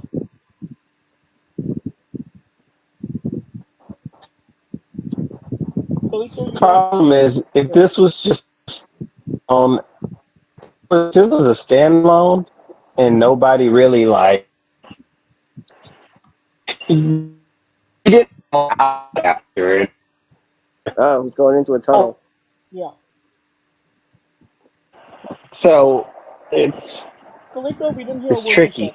It's oh, Can you hear me? hold on.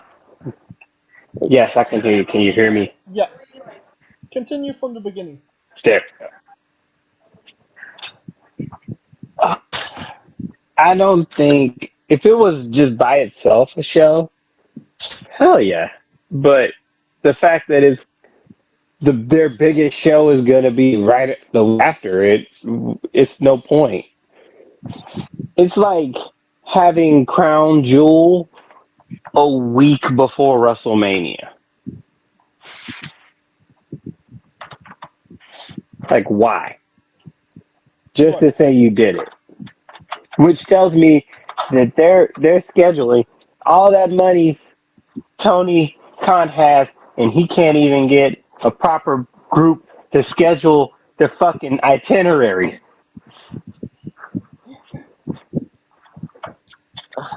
Fine.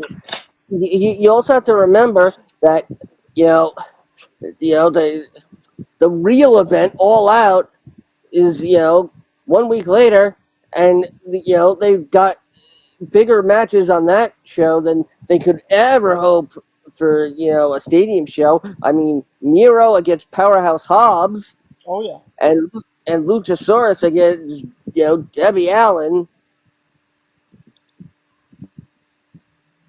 I cannot contain myself. How excited I am. I mean, and now that Jack Perry's heel, why isn't he back with Luchasaurus?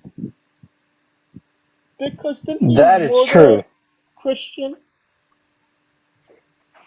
Well, all right, fine. I will join AEW. I will manage Jack Perry, and my name will be Jewish. Jewish Jack Perry? No, Jack Perry and his manager, Jewish, Okay. against Luchasaurus and his manager, Christian. I got you. Jews and Christian. Got it. Yes. What about Buddha?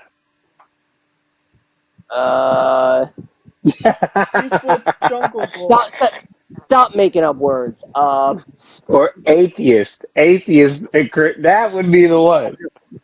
Scientologists, I don't think Tom Cruise is willing to or get into who knows? wrestling. Maybe we'll get Leatherface again. Oh God. That will Possibly. stupid fucking death match.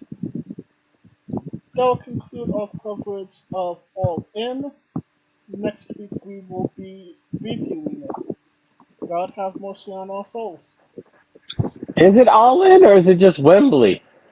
It's All In. all in London, Yeah. Oh, technically. Jesus Christ. That's like CSI New Orleans. No one gave a shit. Who are you? Ooh, ooh, ooh, ooh. It's still too young of a company for a stadium show. That will conclude our coverage of AEW All In. And we are wrestling with WWE Payback. It's 1 week from today. It's in Pennsylvania and the PPG Paints Arena, and there's 3 matches confirmed. So let's get into it. Becky Lynch versus Trish Stratus in a steel cage match. Scooter. I mean, I don't exactly know why we're waiting to why we're doing this now. There's 5 actually. Uh, Becky's gotta win to close this out, and it's got to end here. Becky. Kalika Becky for the closeout. for the closeout.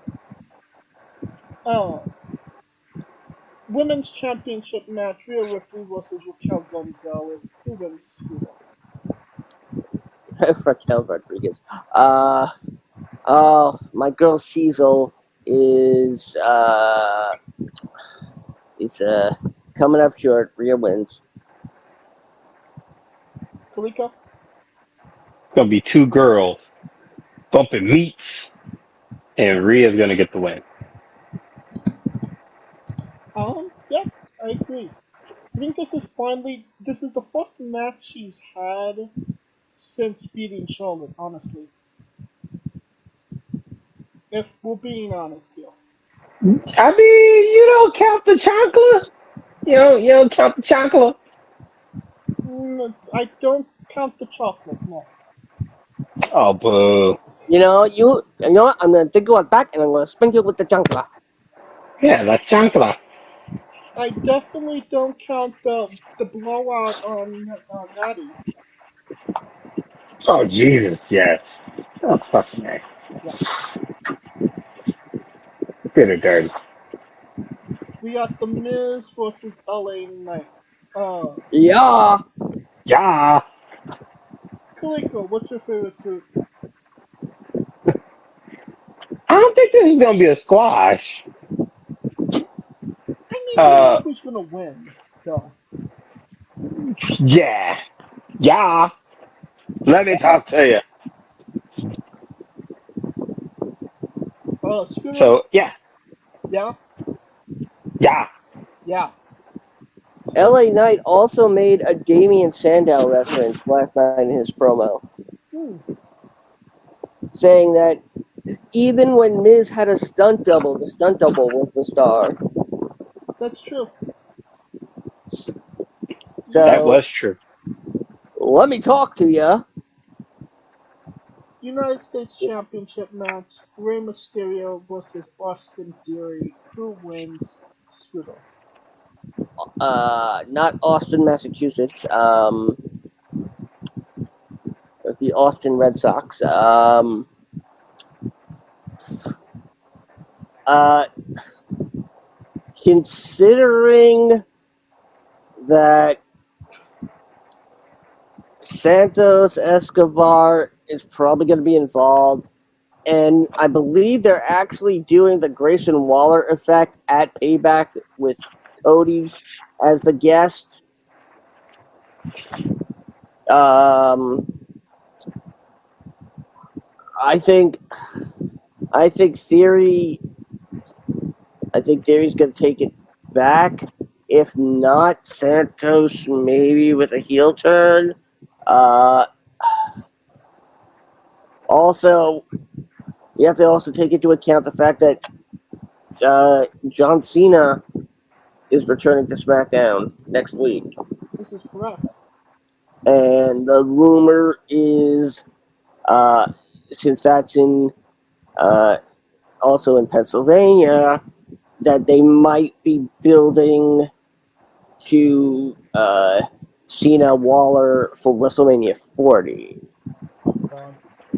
Okay. Oh God, no. Yeah. So you're going with Theory, I'm gonna go with Theory. Kaliko? It's odd that Theory has been irrelevant with the title. Maybe the loss kind of give him the edge back. Uh, it has to be Theory, right? Because I think Santos, if Santos is going to turn, the title wouldn't be the reason for the turn. It would be a cause, but not the reason. So, uh, let's see. Let's give Theory another shot. Let's see if he can actually do something this time. And prove Cena wrong, because that could be the case too. Cena's coming back telling Theory that he was right. You ain't relevant. I mean, I think I don't know if Cena is gonna be involved with Waller. I'm thinking he actually might be involved. Uh, it's depending on whether or not Edge considered his match with Sheamus his last. Well, we know he Uh, might be coming to Wembley on tomorrow. uh, because if we're not getting Rock Roman, uh, I think I think the Rock and Edge is a good dream match that can still be possible. The Rockin' Edge? Why? Edge of the Rock coming soon. I mean, because not only are they names of movies Nicolas Cage has been in, but they never actually had a one-on-one match. That is true. They never crossed paths. Um, Weird when you think about I'm sure they had tag team matches, but And no, they had tag. No, they it. had No, matches yeah, where they tag team tagged. matches, but like They had not. no, matches where they tagged together no. against I believe it was Eddie and Benoit. I Oh, but Brock and Edge also. But I'm getting ahead of myself here. But I'm not sure if they would take the give. Why would they give Rey Mysterio the United States Championship just to take it off of him 2 weeks later? because Because it's a comparison with Dom. yes, that was the one up Dom, not the. But technically, if you really think about it, Dom has a superior title because Dom has North American title, Yes, while Ray only includes 50 states. yes. Yes, Dom covers Canada, he covers the Mexico, continent. Guam, American Samoa. He's Yeah, only he's only America. No, and he's only Augusta, Georgia. I don't think Theory is gonna win this one. I think they would have given Ray the belt just to make him lose it 2 weeks later. I But also the fact that this wasn't supposed to be Rey Mysterio. oh, Yeah, it wasn't it was supposed supposed to to be be Rey Mysterio. Escobar? It was supposed to be Escobar. Escobar. Yeah, but I don't think we all know that Ray got injured before the during that match with Escobar. So for all we know, Escobar was supposed to lose that match, and this was supposed to be Rey In, Mysterio all along. It was just a mm, detour. yes, but yeah, but then Escobar gets attacked the night of the match, and suddenly Rey Mysterio's back in. Yeah, that makes no sense. It's So WWE logic. I'm also afraid of the fact that they may actually start forming a group with Theory and Waller. Waller's theory. Good. Love that. That's and they're pretty deadly Man, they're on a milk carton right now. because well, we should El. hire Brizongo. Oh gosh,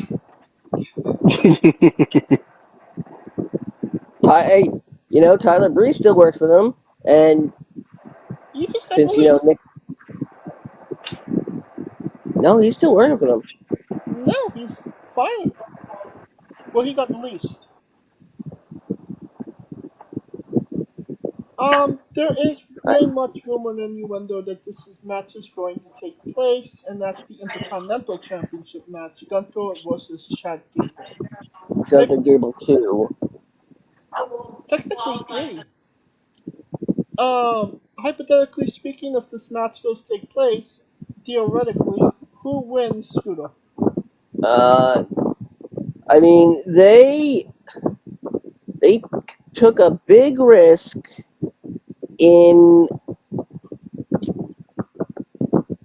in actually having Gable beat Gunther via countout, which is Gunther's first loss since being called up to the main roster.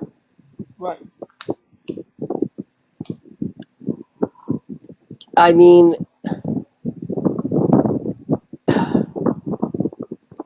Gable and Alpha Academy in general are they're really starting to win over the fans.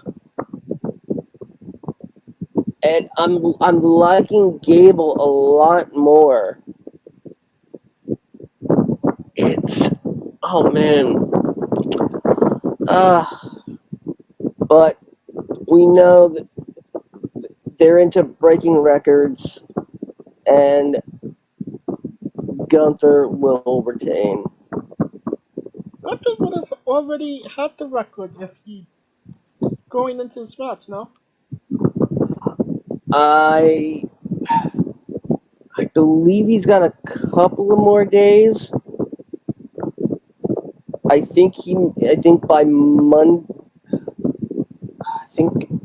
I think by Labor Day.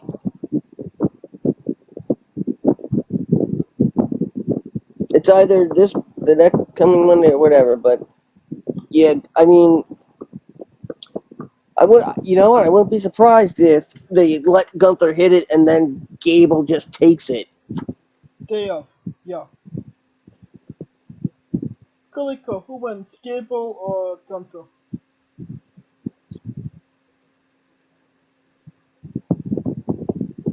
I'm guessing Gunther's got to break the record. So Gunther. You also have to remember that things are not exactly all copacetic within Imperium. This is true. Yeah, but this is like always been the year of breakups. Everybody's breaking up right now. You know what? I'm going with Gable. I think Gable's gonna win. We're definitely not getting Jimmy versus Jay at this event. No. No, Yeah. Hell no. And that leads us to But who. I don't think that's going to happen anyway. I felt because the reason that Jimmy gave seemed very plausible. It wasn't like "fuck you, Jay," or like "I care about you, Jay." no, it was more like, I don't know what I'll do without you, Jay. Let me suckle on your teat a little more, Jay. Don't let me be the Janetti, Jay. James A. Hold, hold, James A. J- Janetti. hold on. Jimmy Janetti Uso. Oh, you stole it from me. You took my joke. Jimmy Janettuso. See, we've been witty all our lives, man. We got picked on in high school, unlike you. So that leads us to I the got main event. hella picked on in high school. Seth Uh, World Heavyweight I don't. Championship match. Seth freaking Rollins versus Shinsuke Nakamura. If this isn't the actual main event, the thing that goes on last, they have a It's real fucking problem with this title, don't they, Scooter?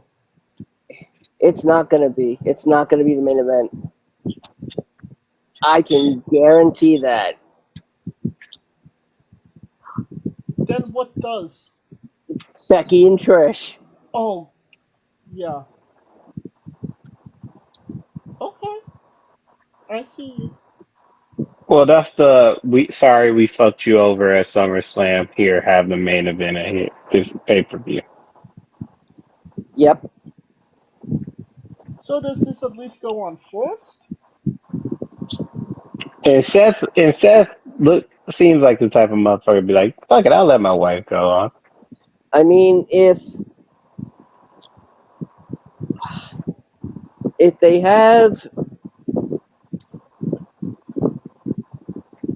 they have like damage control against Bianca, Charlotte, and I don't know what other matches that, but they're spending spending on time on putting an interview segment in the event. So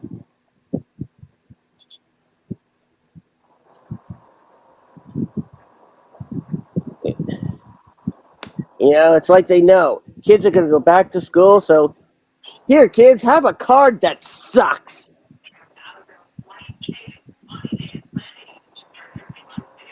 Set to retain, Nakamura to win. Uh, I don't think this is going to be the.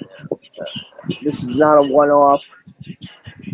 When Nakamura, whispered the thing to Seth, I really thought he had said you. I really thought he said something along the lines of, "You better look after Becky," Hmm. because I know he said something that sounded like Becky, but no, he said, "I know about your back." Yes. Well, does he know about his front? Or his side. All the angles. But this throws me off because I thought Nakamura remembered years ago. I no speak English. But that was years ago. You got Rosetta Stone. I know. I know he likes some cigarettes.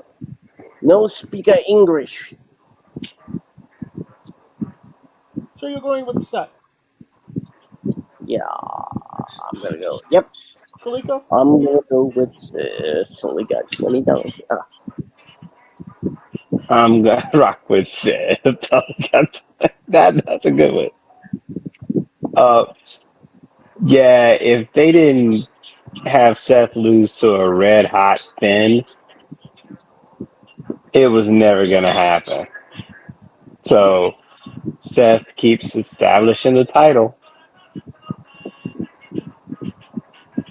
Selfishly, I want Nakamura to win. I know that that I agree with.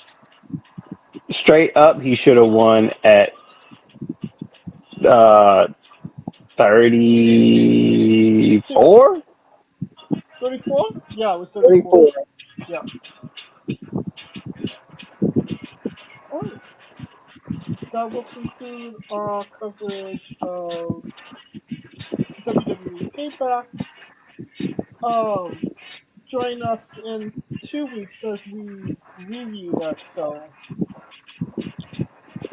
Next week we will be reviewing All In. Uh, previewing All Out and whatever stupid shit happens in between. That'll conclude this episode. Thank you for listening. If you like what we're doing, please like, subscribe, comment, put on YouTube and Castbox. This is sponsored by Root Energy and Payback Coffee. Join us this Tuesday as we interview Little James.